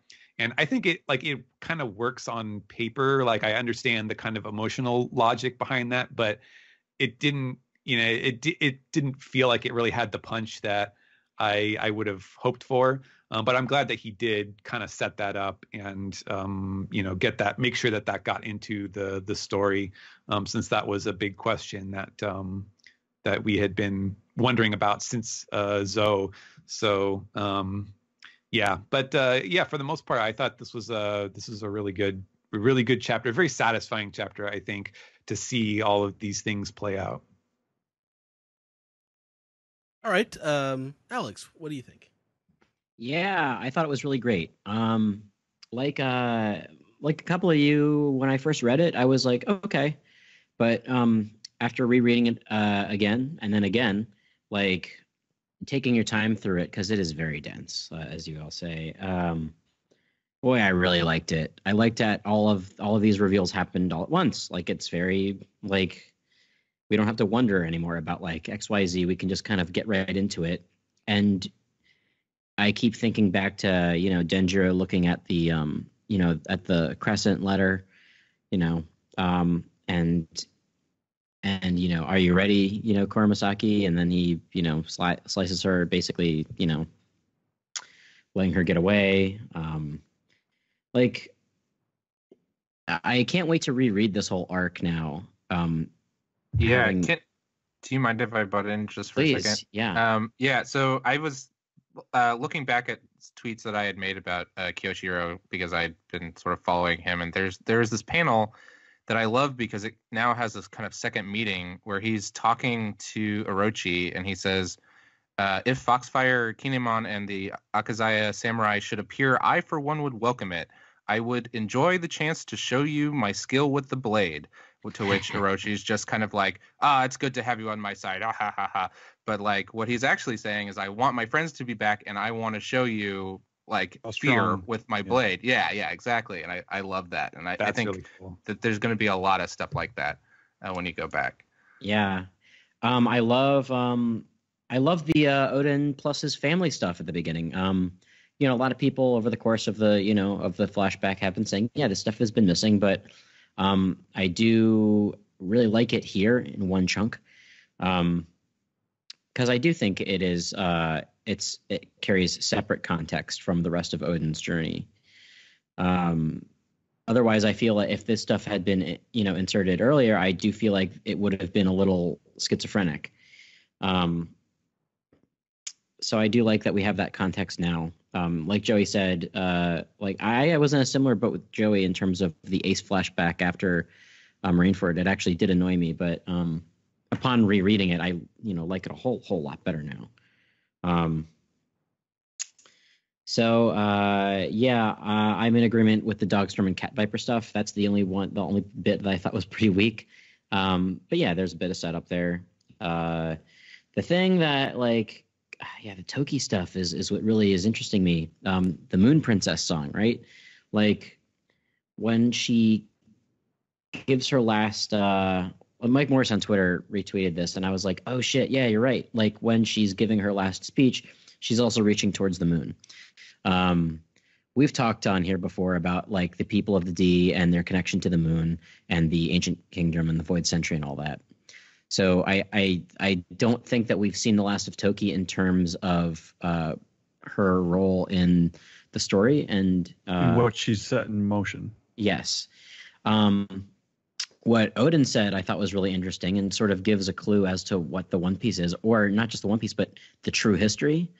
He says, oh, well, if you're looking for what you seek, then jump ahead 20 years, like sort of giving away a little bit of what he saw with Roger. And it leads me to believe, like, if I'm going to make any sort of speculation now, I'll say that the true history is a timeline of not just everything that has happened before, but things yet to come. Sort of like Nostradamus's predictions. I do wonder if, the fact that he just knows it and he's so nonchalant about it, it leads me to believe that these are the types of things that he found out on his journey with Roger in that last year. I thought it was a great chapter. I think it's great. It was a really great twist for me that Ushimitsu Kozo ended up being Denjiro as well, just because like I never really considered the possibility of one person being both. I was like, oh yeah, it's Denjiro is probably Zoro's teacher Koshiro, and Kyoshiro is probably Ushimitsu Kozo, but it's cool that they're one and the same. I do find it a little annoying that the latest anime opening spoiled the fact that Kyoshiro was one of the Akazaya 9. I thought that might have been a red herring or something, but that was an interesting spoiler. So months and months before the reveal. I haven't seen that, but I'm just curious. Like, is that the sort of thing that, like, it makes it like it just beats you over the head with how obvious it is in the opening, or is it more like if you watch this and you think about it too hard, you're going to figure out that it's flashing like pairs of heads, and he just happens to be lumped in with them. With the rest of the Akazaya 9, yeah, he's like the rest. Okay. So altogether they would equal 9. Yeah, it's a little. Yeah, if you don't if you haven't read the manga, then I'm sure it would have been of no consequence, really. So it wasn't like Nico Robin appearing, hanging out with the Straw Hats. Yeah, yeah, he's not like standing side by side with them. Yeah, with you could interpret it a few ways. Because before this, I was ready for like Kyoshiro to become like a stand-in Akazaya 9 rather than an original one or something. Mm-hmm. Well, that's also kind of Shinobu joining at the end there. Yeah, that's true. He's a makeshift vassal. I do want to say something else about Kyoshiro. And that's like in regards to Koshiro. Zoro's teacher because of the family lineage and the fact that they are from Wano, this disgraced family. I still am of the opinion that before this arc is over, we are going to have some more light shed on that. On Shimotsuki Village. Yeah. Yes. Wait, what's Koshiro's family name, or is he? Or are you just talking about Shimotsuki? Oh, he's related to Yasu, right? Is what they're implying. There. It was the guy. What was his name? Kozaburo. Was that the guy who left? He was like the leader. I think that's supposed to be, if not Koshiro's dad, then it's like one of his relatives. Because Oda had said that like Koshiro was he was like the descendant of someone. It was similar to the thing with Minatomo, where he was like saying he's the descendant of someone that left and went to East Blue. And that's why I never bought the Koshiro was going to be Denjiro or something like that, because I always assumed, okay, when we saw these other Shimotsuki people, he was a descendant of them after they left Wano. These people all left Wano well before the timeline of the current story, before Odin's time. Is Yasu's name like Shimotsuki Yasue or something? Yes. Was that it? Yeah. Okay. Yeah. That's what I remembered. Another part of the family. Probably. Yeah. Well, that's me. Alex, you still going? Yep, I'm good. Right. Steve, what do you got? What else can I really add? We've only been going for like almost 90 minutes. I liked everything that everyone else liked, and I'm not just going with just going with the group here. I did enjoy these family moments. I forget if it was Joey or Sam that said this, but yeah, I kind of wish we saw a little bit more of these before his death. His family time, because his death didn't quite strike a chord, but sometimes I think it takes the anime to really get me there. Other than that, I think like a lot of people were jumping the gun when the previous chapter said, oh, now we jump back to the present. I was like, all right, and the flashback's over, and I'm like, is it? I know it's the longest flashback of all time, but maybe it's not over. I was ready for maybe two pages of flashback at the beginning of this chapter, but nope, it's still all flashback. Yeah, that's what I was wondering too. I'm like, it's like, we're in the gray. I guess we're wrapping up, and I think, man, I can't see this flashback going beyond another chapter, unless there's some. We still got to find out we got to see the relationship between Kawamatsu and the fox guy, the bridge, the bridge fox. Right. Another character whose name I forget. Why are there so many characters? That's Kyukimaru. Yukimaru. Yeah, we still got to see a little bit of that.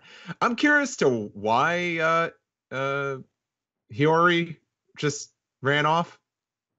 It was because she felt that she was a burden on Kawamatsu because he was like feeding her and he wasn't getting enough food for himself. Right. We did that. That was like 20, 30 chapters ago, right? Right. Yeah. Easy to forget. Forgive me. There's a lot to a lot to remember here, but okay. Because that one I couldn't remember at all. But other than that, I'm kind of glad we're getting like a few more things tied up towards the end of this flashback. I kind of like now we finally know more about Denjiro.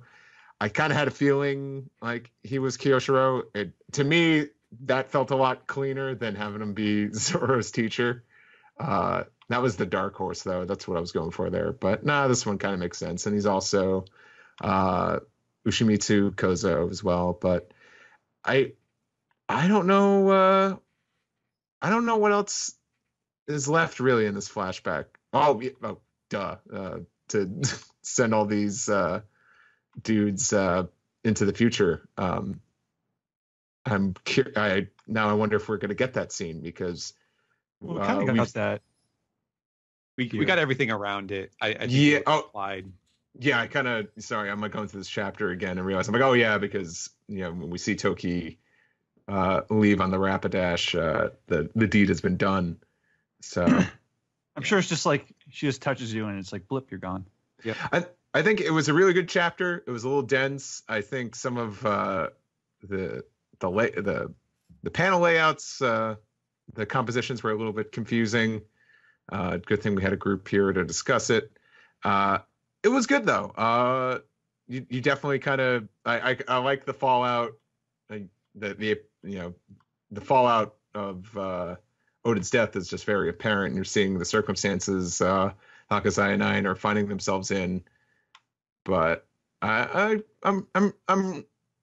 think we're good. I think we're heading to the end of this. I can't see this going on for more than a chapter, but I've been wrong. But I think my one question is why certain characters were sent into the future and not all of them.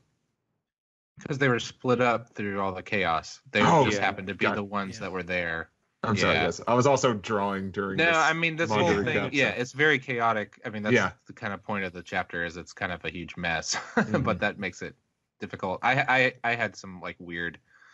The part where I got hung up, weirdly enough, is when Kaido transforms into a dragon and is like speaking to himself. I was like, who's he talking to? Wait, is this saying that Kaido is different than the dragon? And it just like confused me for a second. And it makes sense because with freaking big pink guy, what's his name? God, I always Ashura Doji? Ashura Doji. Yeah, I should always remember Ashura because it's Zoro attack, but he has like two different names because he has his alias, so I always get confused. But okay, it makes sense because he kind of holds off some of the Animal Kingdom pirates, so that's why he gets separated. How many characters in this chapter have multiple names? We got Shutemaru is Ashura Doji, Denjiro is Kyoshiro, Hiyori is Kumurasaki. Denjiro is also Ushimitsu Kozo. Yeah, three names. Hiyori is also Komurasaki. It's like a wrestler who goes by different names because each company like owns the trademark. I'm Johnny Wano. Okay. So any final thoughts, Steve? No, I'm all good. All right. I'll just say that I agree with pretty much everything everyone has said here. I'm not going to add too much except to say that I think Oda's his style, like he can't get everything out of this in one sitting. Like I'm deep in all of this stuff, and I had to read it at least twice to get like I didn't particularly enjoy it the first time. I was also a little tired and just woke up, but it seems like these are so dense and so filled that you lose things if you don't read it a couple of times, and that can be a drawback, I think. But at this point, and this is something we talked about last week, what new fans is One Piece attracting? So are we just trying to service the fans who are stuck through all the way? And because I don't know if it's possible to, like, unless they start from the beginning or they have some other sort of introduction to the series, you don't just pick it up and jump and start reading it, or do they? Yeah, this is your first chapter. This is not. I mean, yes, this fails the Stan Lee of every comic is someone's first comic, but yeah, it doesn't really work that way in this serialization. That's it for me. That's all I had to add. But as I said, we've been going for almost 90 minutes here. Let's go to some Piece Together, and then we'll wrap up the show. Okay. All right.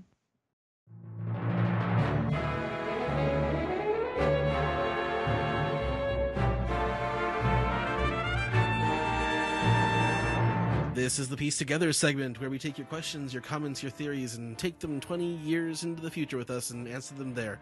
Sorry you didn't get to hear the answer, but time was a wasting. Okay, so starting off this week, we'll go with go to Discord and do some Dispiece. What do you got, Sam? Our first Dispiece this week comes from SBS Stella, who says, "Hey OPP, no silly SBS gimmick this week. Just a question for Ed and Steve. What are some of your favorite examples of wrestling moves in other things? Someone ripped a dude's head off with a hurricanrana in My Hero Academia this week. Really? It got me thinking of other cool wrestling moves in manga. Well, that was... Oh, sorry. Luffy's Rana against Don Krieg. Love the podcast. Keep up the great work." It was the bunny woman who and made everyone's the wife internet lose their mind. Yeah. She is pretty good. Yeah, she's got gams. I would say Luffy Rana rolls off the tongue really good, but I felt like that was more of like a head scissors that he delivered to Don Krieg. Yeah. Sanji does the super kick. Like he does. Like I remember specifically when he was fighting Bon Clay and they do like dueling super kicks and kick each other in the face. The best part, I don't know. I mean, I don't care to play the games anymore, but in the WWE PS2 games, like the SmackDown series, a capoeira kick was like you could do that as like an offensive maneuver. So of course I gave myself that. Though I when I made create a wrestler? I create a wrestler of myself, I can't do that. Well, I can't wrestle, but I damn sure want to do a Sanji kick in a video game. Like I know the Senor Pink and Frankie fight has a lot of negative connotations, but it was also Suplex City, and that was really fun. Frankie, and Frankie's kind of adopted that now. He did a German suplex to one of the Kyoshiro gang. Yeah. I mean, any sort of big punch, but I like to think of like Frankie's. I remember when he punched Fukuro, and it was like the Big Show's punch. Yeah. I'm forgetting the question. It's like wrestling moves we want to see in One Piece, or just like I don't know. Just wrestling move. What are some of your favorite examples of wrestling moves in other things? So just like wrestling moves that appear in non-wrestling contexts. And I'm gonna guess manga and anime. I'll stick with that. I don't know. You remember that episode of Sabrina the Teenage Witch with Billy Gunn? Leon S. Kennedy has an amazing suplex in Resident Evil 4. All right. Yes, because that's when the game just gets absolutely ridiculous. I'm trying to think of some wrestling stuff that I've noticed. Something that came to mind. I've never seen it in wrestling before because I don't think it could be humanly possible. But the stranglehold or just like the submission hold that Jigen puts Lupin in Castle Cagliostro, I really like. It starts like the beginning of the movie when like isn't it like a bull? It's like a bulldog choke, isn't it? Like he's got him. No, he takes basically Jigen has his back turned towards Lupin. He has his right arm around his neck, and then he hooks his right leg and just kind of stretches him. Oh, that's I think that's Inoki's octopus hold. That's why. That's why that's used in anime so much because it's a famous Inoki thing. Oh, well, I liked it so much when I was boarding an episode of Super Mansion. I had a character do it, thinking, I don't even know they'll do this because it's a motion show, but fuck it. This is what I'm going to draw. And they pretty much did it. It's like they replicated it. So let's see. That's an example. I would just recommend if you're an anime fan and you're also a wrestling fan, you should go. There was the Tiger Mask W anime from 2016-17. Everyone should watch if you're a wrestling fan and an anime fan. It's good wrestling anime. But that's it. Let's go to the next question. Our next question comes from Sildrado, who asks, this question is for eternal special guest and best boy, Stephen Paul. I understand if you can't answer this question, whether because you don't actually know or were told not to, when do you think Viz or anyone else will be able to publish box set 4 2021, possible anytime this year? I have no idea. That's something that is completely outside of my involvement. Like that's just a publishing they don't decision. Even have enough volumes to do it yet, do they? Yeah. Let's see. The last one ended at volume 70, and they're usually around like 24 books. So like volume 94, I think is around when. Yeah, maybe. Yeah. I don't know. I wouldn't expect it until the end of the year at the very earliest, but I don't think it's going to happen yet. Because that's a big discount, and they like to get them. They're still getting their value out of those books. I still need to buy the it would third bite one into the sales of the individual volumes. Yeah. That's why those first two sets were so easy to do. Yeah, of course. Once they put that out, then it's going to be years and years before there's enough material for a fifth one. So people are going to have no choice but to buy them at that point. I think that's true. All right, what's up next? Our final disc piece comes from Straw Hat Pirate 9, who says, glad the flashback continued this week, and what a chapter. I think this one destroyed a whole bunch of theories folks had, including you guys thinking Komurasaki was Toki and then Hiyori. I was so hoping for that one. But the revelation on what happened to Denjiro was the craziest bit. I was so sure he was related to Zoro's teacher, still super cool, and it's all coming together at last. I will say, when she says "you guys" about Komurasaki and Toki being Komurasaki, that does not include me. I was never on that camp. Zach brought that to the podcast, and I think I still buy it. I think I'm on that train. I know that the scar on the leg, I think that's a very clever mechanism to do something like that. I just never thought that was what he was doing with the character. So it just seemed unlikely. I don't have any concrete explanation for what I think is going on. I do think Toki's time travel powers and the fact that she and Hiyori look very similar, I think there are shenanigans going on. It did make me the end of this chapter did make me think, okay, then what's up with Tama? Like, who's Tama? Because she's still kind of a mystery. Just a girl. Just a girl. Yeah, Just a maybe funny she's little just- girl. But I mean, I don't know. There's something, and you know who wasn't in this at all was the sword maker guy. Wasn't in the flashback. Oh at yeah, all. that's true. Yeah, Hitetsu. Interesting. Mhm. Hitetsu? Right, not Kitetsu. Hitetsu. Mm.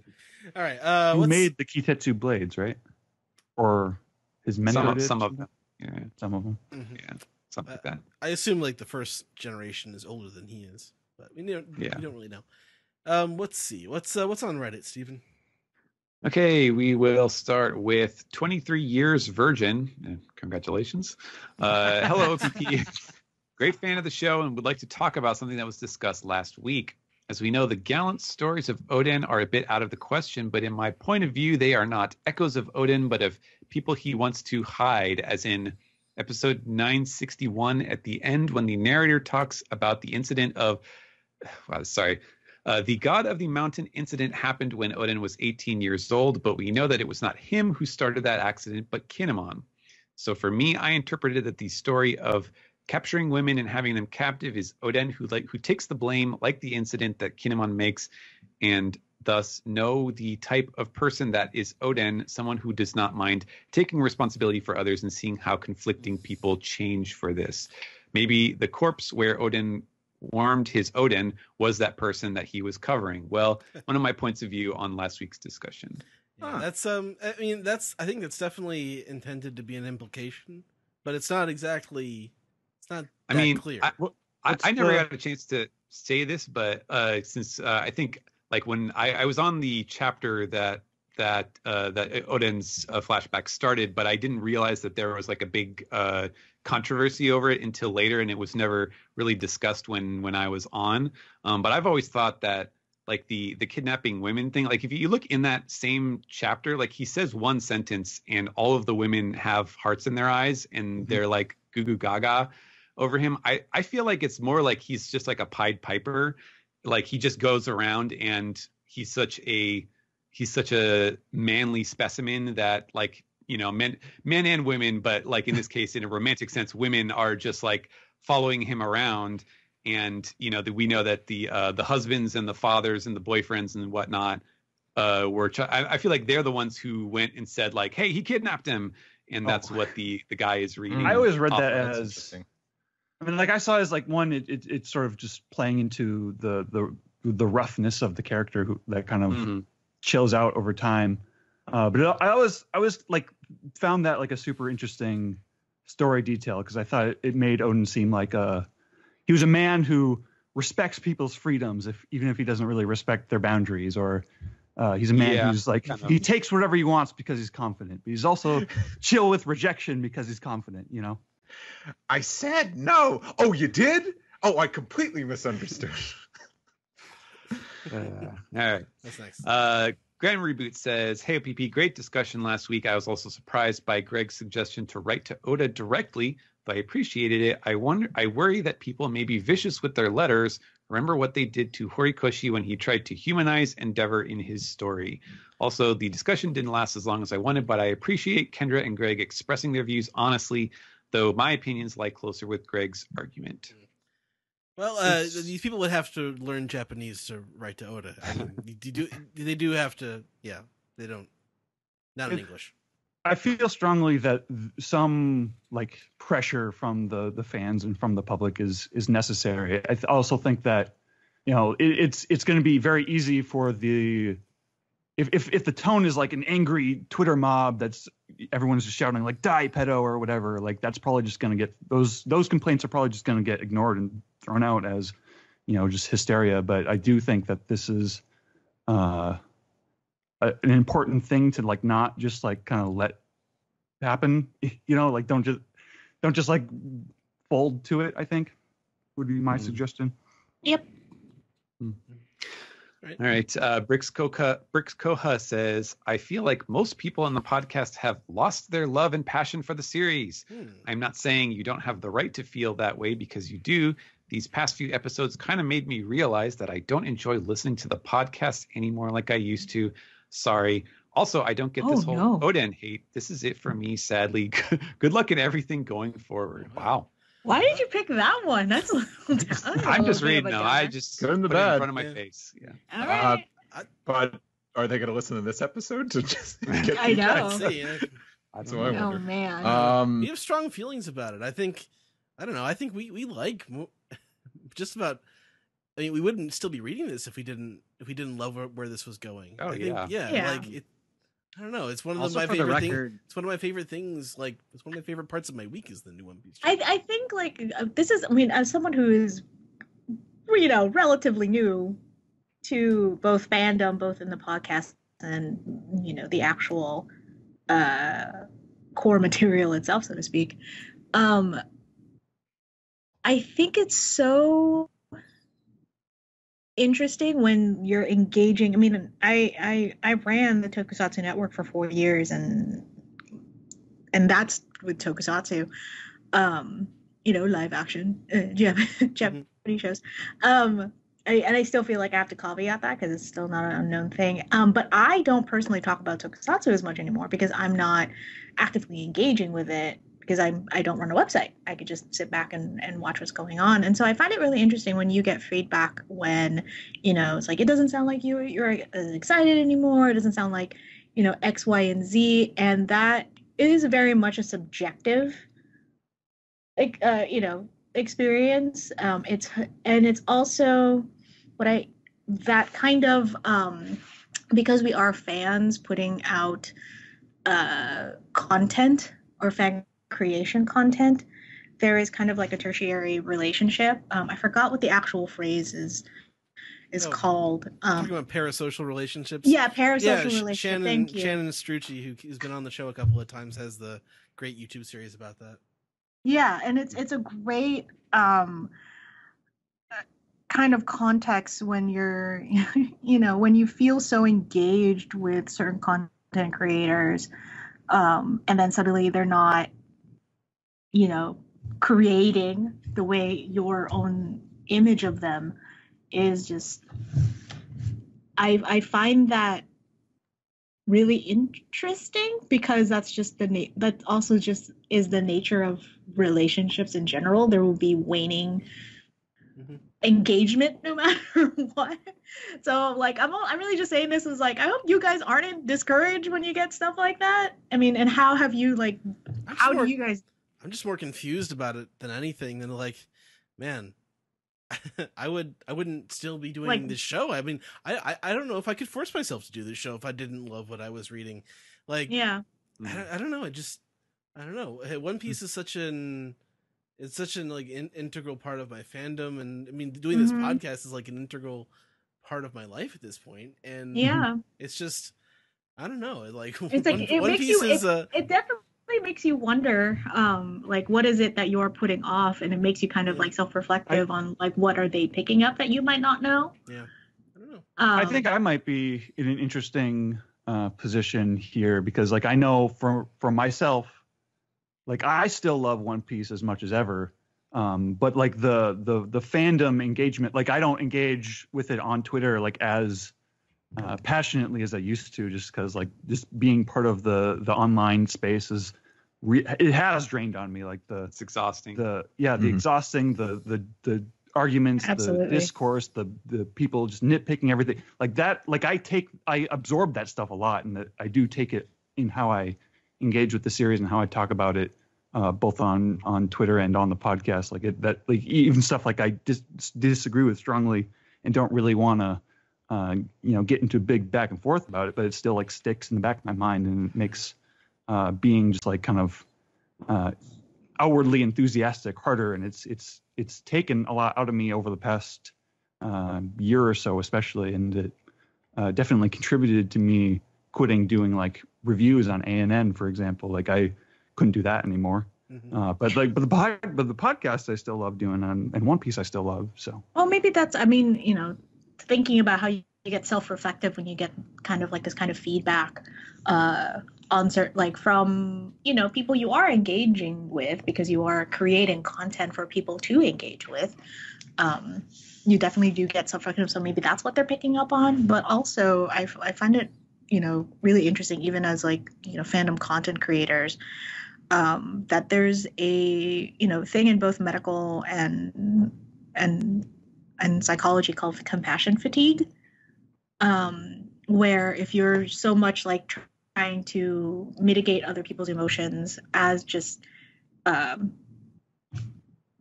or you're in a position where you kind of have to hold other people's like emotions and engagement with you, as is the nature of creating content, when you're getting so much feedback, and you're handling not only your own and how you engage with the art that you're creating, but you're also engaging with the people who are part of that art or may not be part of that art. Like you're not just holding your own stuff, you're holding other people's opinions of it. And yeah, that definitely feel gets exhausting. I feel that very, very strongly lately. And you start feeling guilty about like, you come home and you're the thing that you were enjoying, it may not be as enjoyable anymore just because you can't turn the work brain off. You can't turn the analysis off. Because you're always thinking about how can I engage, how can I generate engagement so that this thing that I create continues to be successful. Jeez. So yeah. I think well said. I think about this a lot. Like I think I'm there. I think that's I think you're speaking to something I've been feeling for a while. Well, I feel like that's totally valid. And it's okay. That's why I'm very much in a let people live kind of moment. Yeah. If I'm as much as actually, there's a really famous food writer named Jonathan Gold, who wrote for Los Angeles Times, and he passed away recently. And one of the things that I was watching an episode of a Netflix episode that honored him was that Jonathan Gold, being a prolific food writer, was very much into finding. He never really wrote bad reviews. Like some people like to think food critics are, like, one bad review from them and the restaurant's dead. That kind of like, and that may have been the thing, but Jonathan Gold was the reason why he was so impactful was he always wrote. He never used his platform to attack something. If he went to a food place and it didn't like their food, he just didn't write about it, because he's not going to punish people for trying. And I think for content creators in that sense is when people may critique someone about you only say positive things and you're so quiet when you doesn't seem as excited about this. And I'm like, well, I'm not out here to make you feel bad for liking the things that you like. I'm not going to punish people for trying. And the only thing I would ever ask for, like, the fandom community that you engage in, or the only thing I would ever ask from the fandom community that we and I engage in, is I only ask that you treat the other people like they're completely separate from you. They're not your therapist. They don't have to like the things that you like. And for you to kind of forgive yourself for not being so attached to something that became part of your life. Because if you stay attached, or you feel like you're obligated to stay attached, that's like the quickest way to burn out. So don't do that. Yeah. So take this comment to stride, and I hope that it just stays keeps you in a reflective state. Paula, Paula, you're Yeah. wonderful. Yeah. I think I was going to say some things, and I think it was just going to be very depressing. So I'll just let Paula speak for Well, me. What's on next? a lighter note, Yeah. Hipster A says, I'm not sure if Oda drew inspiration for this or if it's just a coincidence, but this week I learned about the death of Saint Lawrence and immediately thought of Oden. In the 3rd century, Roman Emperor Valerian was persecuting Christians and had Saint Lawrence sentenced to death. He was put on a huge gridiron over hot coals to be slowly cooked alive. After several hours, Saint Lawrence called out to the executioners, declaring, "I'm well done on this side, turn me over." As a result, he was named the patron saint of both cooks and comedians. Coincidence? Almost certainly, but I thought it was an interesting parallel to Oden's Born to Boil speech all the same. That's pretty rad. Nice. That's pretty cool. I like that. Yeah, Catholic saints, if you just look up someone who, I grew up Catholic, like just look up how any Catholic saint It's got very their metal. sainthood. Yeah. It's pretty cool. Yeah, I know. Well, I know St. Stephen was killed by getting rocks thrown at him, so that's cool. It's good to know. All right. Falcon Gale says, I don't know how to feel about this chapter. I kind of feel the whole Denjiro is Kyoshiro was made a little too obvious when compared to other plot twists Oda has done in the past. The theory Koshiro was Denjiro was always fun in my head. At the very least, maybe the explanation could have seemed better than his face became disfigured from rage.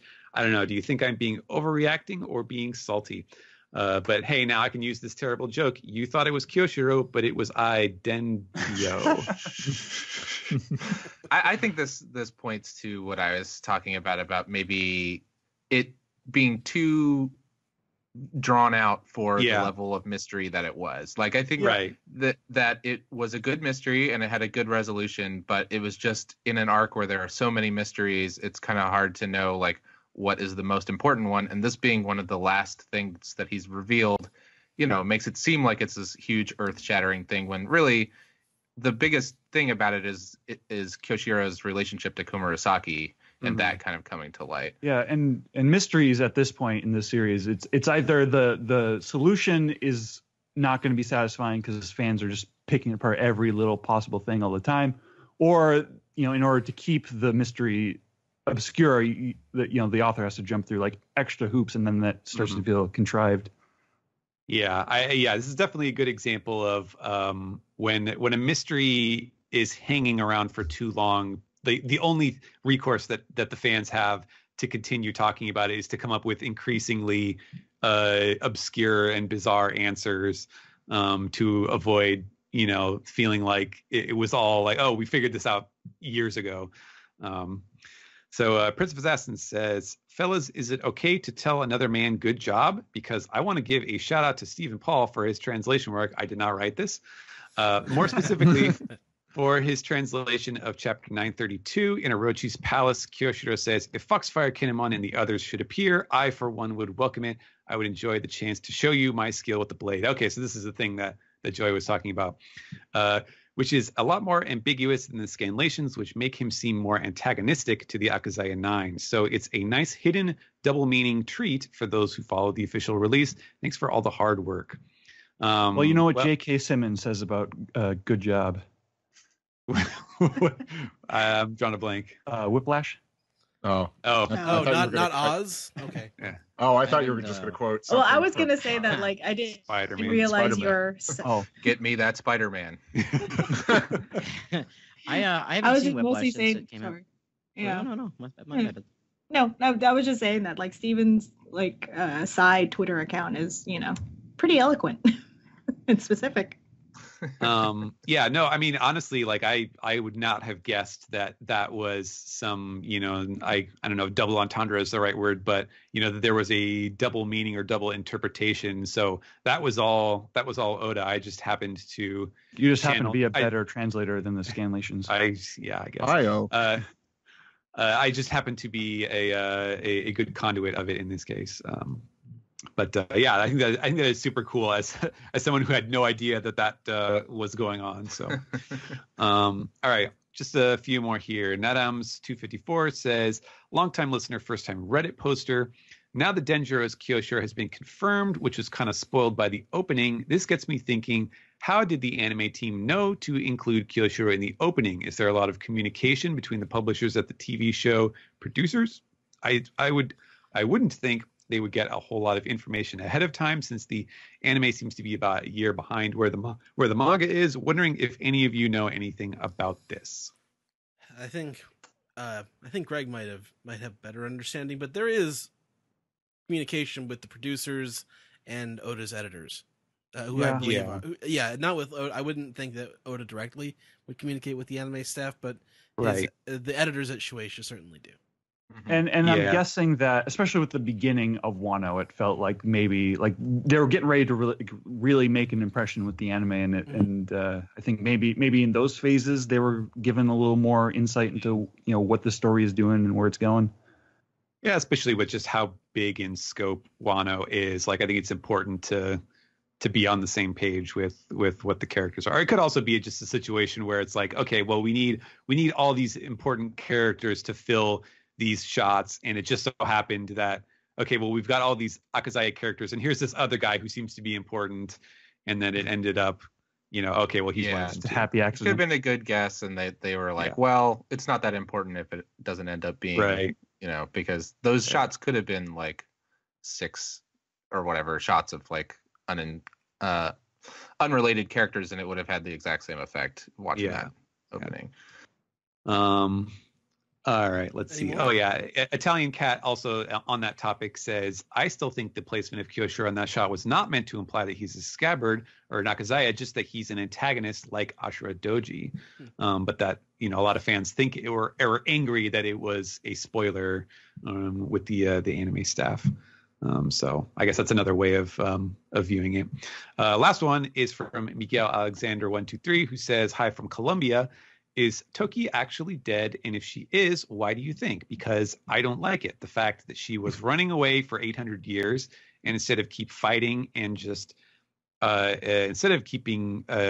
keep fighting, just accepting her death is kind of cowardly. It doesn't matter how much she loves her husband. She should have stayed with Hiyori, because I think Oden would prefer if she stays alive and fights for the betterment of Wano and his children. And what do you think of the cat and dog fight? You would think they would see a little bit more of that, because of that scene kind of undervalues the hatred of cat and dog in Zou. And why do they hate each other and not the rest of the samurais? I think I kind of agree, like we were saying in the recap about Cat Viper and Dogstorm, that it felt a little underwhelming. There are different angles, I think, that you could pick it apart. That I think we did mention. And maybe there's more to the cat and dog. Maybe this isn't like this is just like the seed of another fight that happens or something. It makes me wonder if the natural quarrel between cat and dog is part of that too. Yeah, he could have played that up a little bit more in other scenes, maybe. Yeah. But I don't know. But as far as the it being cowardly that she's accepting her death, I feel like in One Piece, it's the opposite of being cowardly to accept her death, right? Like every character that we've seen accept their death has done so for a purpose. It's been quite noble. It's kind of like I was going to say this in the recap, but the way that both Oden and Toki both are, they're constantly talking about, the 20 years in the future, that's when this stuff is really going to happen. And it's obviously like a lot of that is Oda sort of sidestepping, talking about what exactly it is that they're talking about, because that's, central to the mystery of the whole story of One Piece.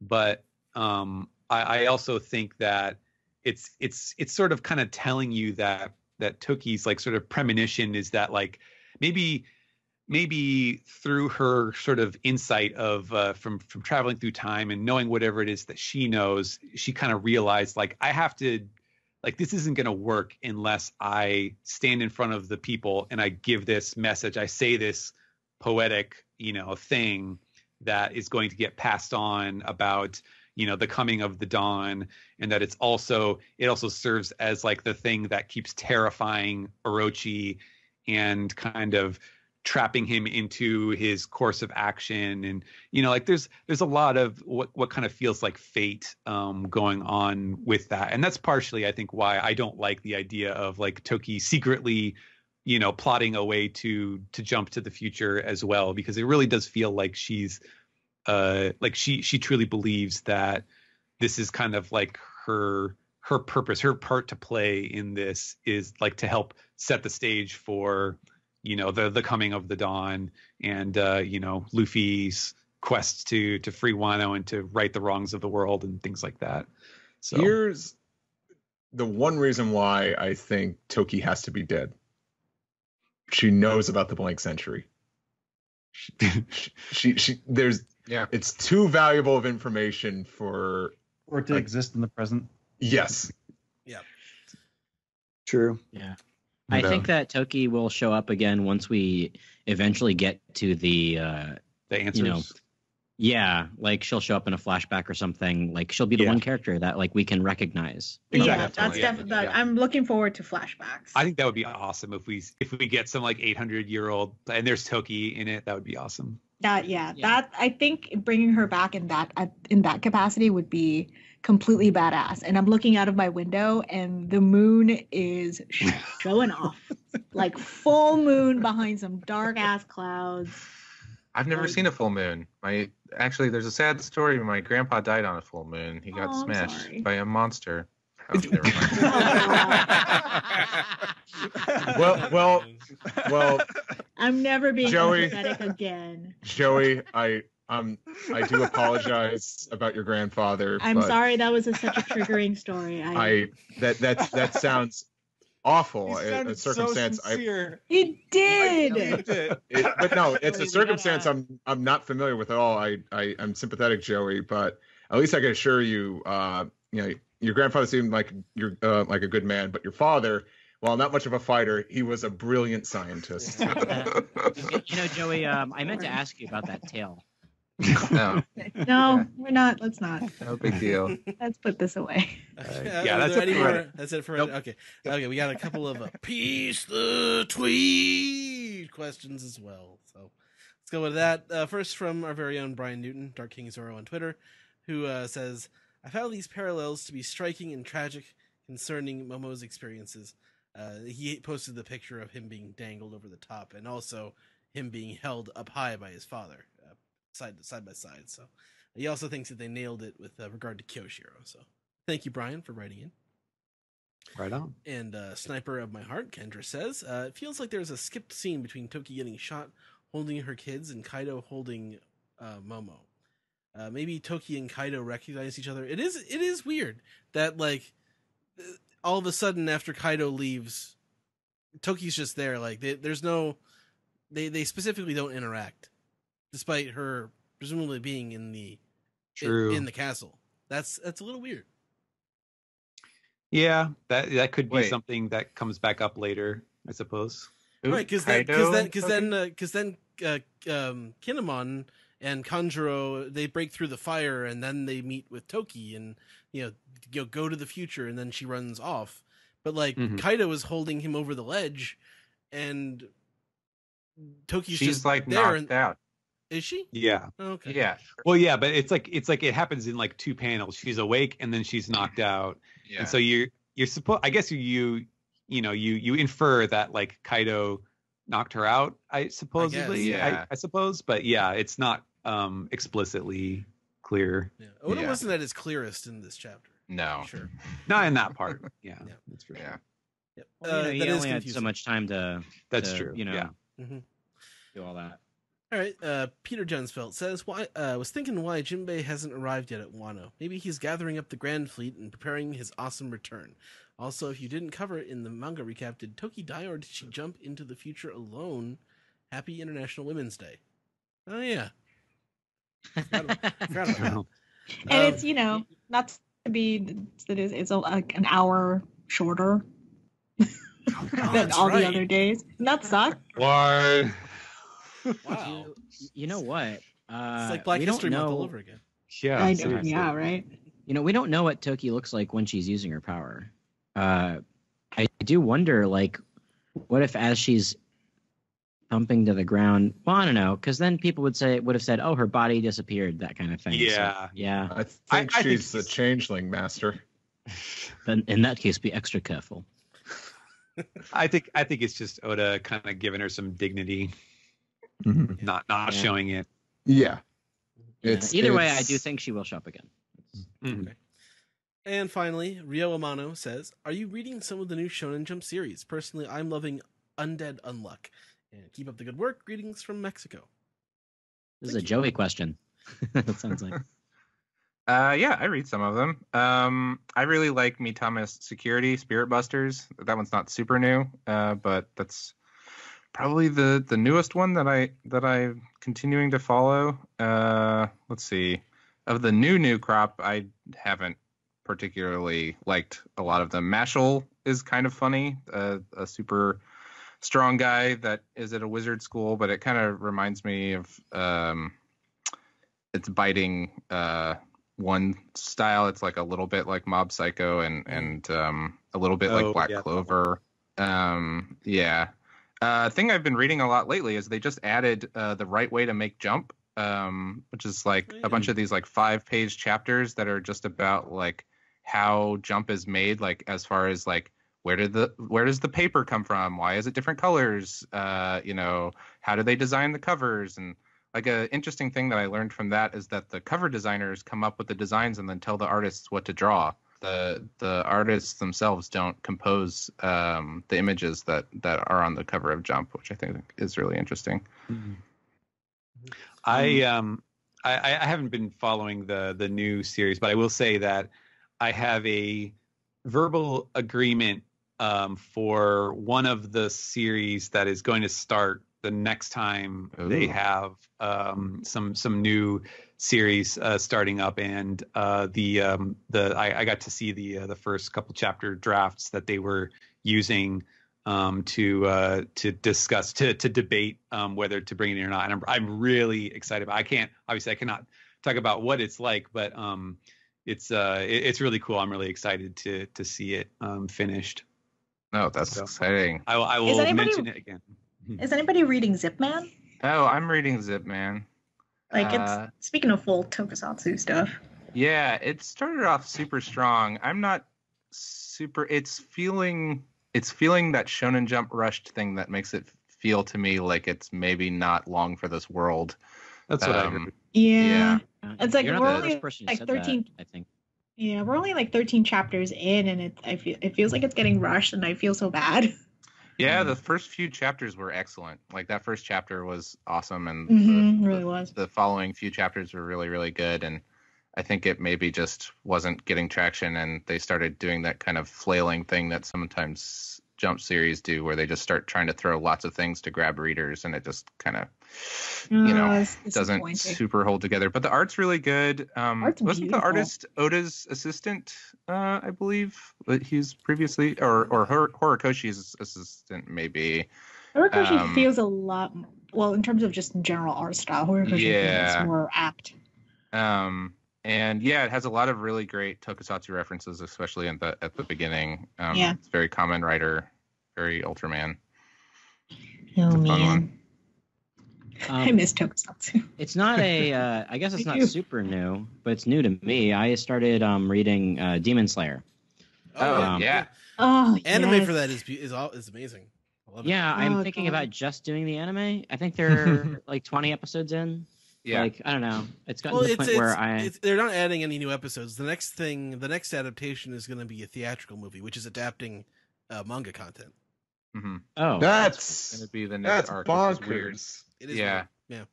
Yeah. Yeah, I will say I really love what's her name? What is Gotoge? Her art style is really kind of rough and simple compared to a lot of Shonen Jump stuff, and the anime does a great job of kind of cleaning that up and making it look very beautiful. But I really love that kind of rougher quality that her art has, and she does a lot of really interesting stuff with patterns and things like that to make her art stand out in a really great way. So in that way, I do encourage you to at least check out the manga and give it a shot. But the anime is beautiful and has definitely hooked a lot of people A point against the anime is that the voice acting is a little grating sometimes. There's a few comedy characters that are just like screaming all the time. They're not comedy characters. They're the main character's two best friends, and they yell all the time. Yeah.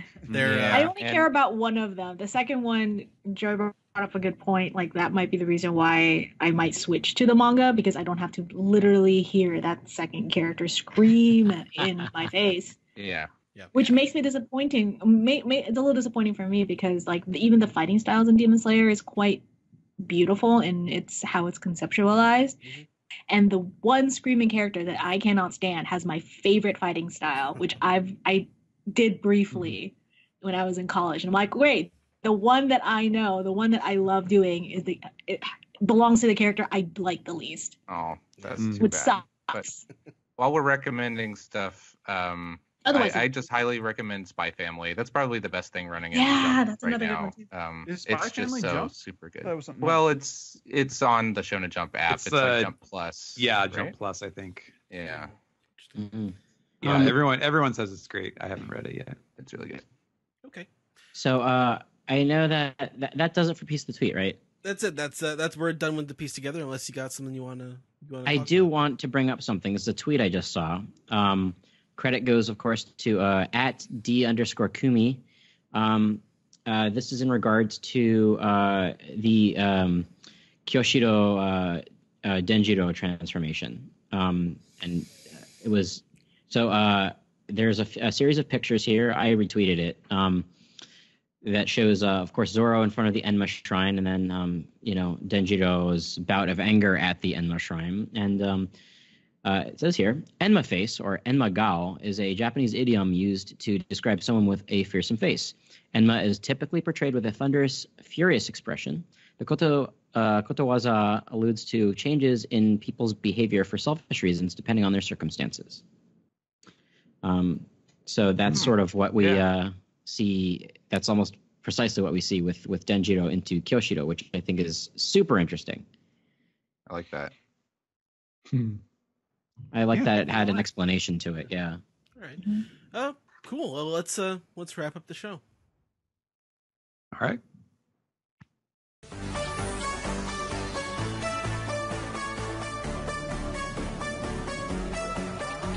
This has been the One Piece Podcast, episode 611 for the week of Sunday, March 8th, 2020. This week we had a manga recap for chapter 973, the Kozuki clan, along with some Piece Together. And we had a bunch of guests on this week, so let's start off with Paula. How can people out there find you or find your work out on the internet? Well, I'm on Twitter at Paula Gatos. It's literally my first name and my last name, Gaetos. And I just go to at Paula Gatos on Twitter, and that's where you can mostly find me online. I also co-host a seasonal podcast called The Comfort Society. That's also at the Comfort Society Podcast on Twitter, or you can look up The Comfort Society at your where you find other fine podcasts, such as this one. But yeah, and it's the Comfort Society podcast is me and my best friend. Both of us are library professionals, and we focused on shows and that provide a certain level of comfort, and we analyze, very cozy shows, why we find things cozy, what brings us comfort when we engage with and consume media. What is it about,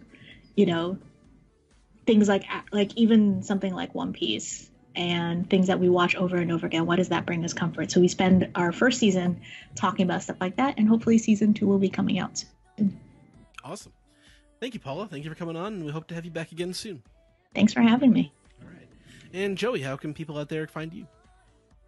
They can follow me on Twitter at Joey Weiser or Joey Weiser Comics on Instagram, and check out my graphic novels. The Merman graphic novel series, volumes 1 through 5 are out now, as well as my brand new book as of last year, Ghost Hog. Please check out Ghost Hog. I'm very proud of it, and I hope that you enjoy reading it.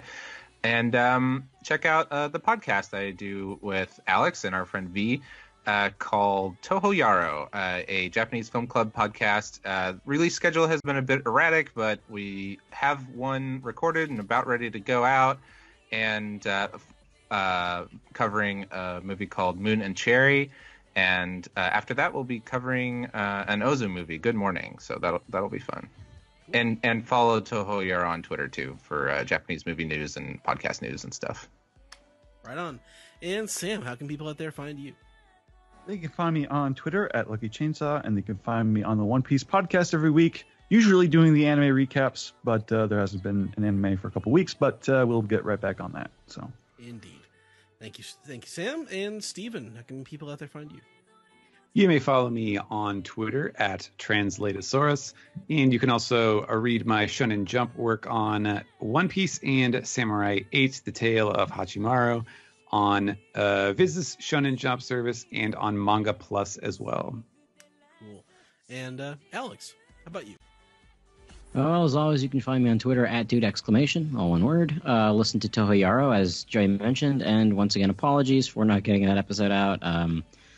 Life's been very busy, but hopefully very soon we'll get back to a regular recording schedule. And yeah, please look forward to this past episode and the next one and the next one and the next one. We love all listeners.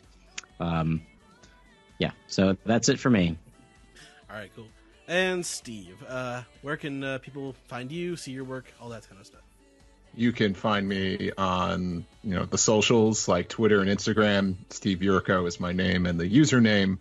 I got my hands on a little Sanji sketchbook, and I've been actually drawing. I'm going to fill that entire thing with drawings of Sanji, so I've been doing that lately. So you could check that out. I'm posting those on both Twitter and Instagram. And then, of course, thank you. If people like it so much, I saw that they did some for the other Straw Hats. Maybe I'll do it, but importing those is expensive. So that's why I'm doing it, because I paid that much for shipping. I'm like, I'm going to draw on this goddamn thing. So other than that, you can listen to me on other podcasts. You can listen to me on The Deep End. You can listen to me on Toon Sweet. I think we're doing Ball Masters coming up on Deep End, and for Toon Sweet, we're doing WWF Volume 3, the CD everybody had. So, right on, cool. Let's see, the podcast can be found, I'm at Edward E. One Piece on Twitter. I'm also at Weeb Trailers. Today I posted a trailer for the classic 2007 anime Lucky Star, which is a blast to the past for me, so check out that trailer. The podcast can be found at onepiecepodcast.com, twitter.com, youtube.com, and facebook.com/onepiecepodcast. onepiecepodcast@gmail.com is our email address. One Piece Podcast is our Skype name. As I said at the beginning of the show, we are sponsored this week by Viz, and you can check out the special link that they have if you want to help get someone get into One Piece by signing them up for the Shonen Jump app, and we would appreciate that. Let's see. Podcast, you can subscribe at patreon.com/OnePiecePodcast. Please support us there.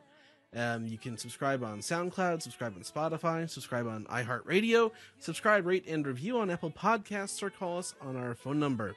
That's 347-497-MAJI. Maji. All right. 347-497-6254. Call anytime. Anytime. Questions, your comments, your theories, your, I don't know, reasons why you could wake up dead tomorrow. Jesus Christ. The worst. Sign up to Patreon. Not an episode title. See the episode image for that one. So that one didn't make the cut. But anyway, so for the One Piece podcast this week, my name is Ed. My name is Steve. And my name is Alex. We'll see you next week, everybody. Bye-bye. bye. Bye.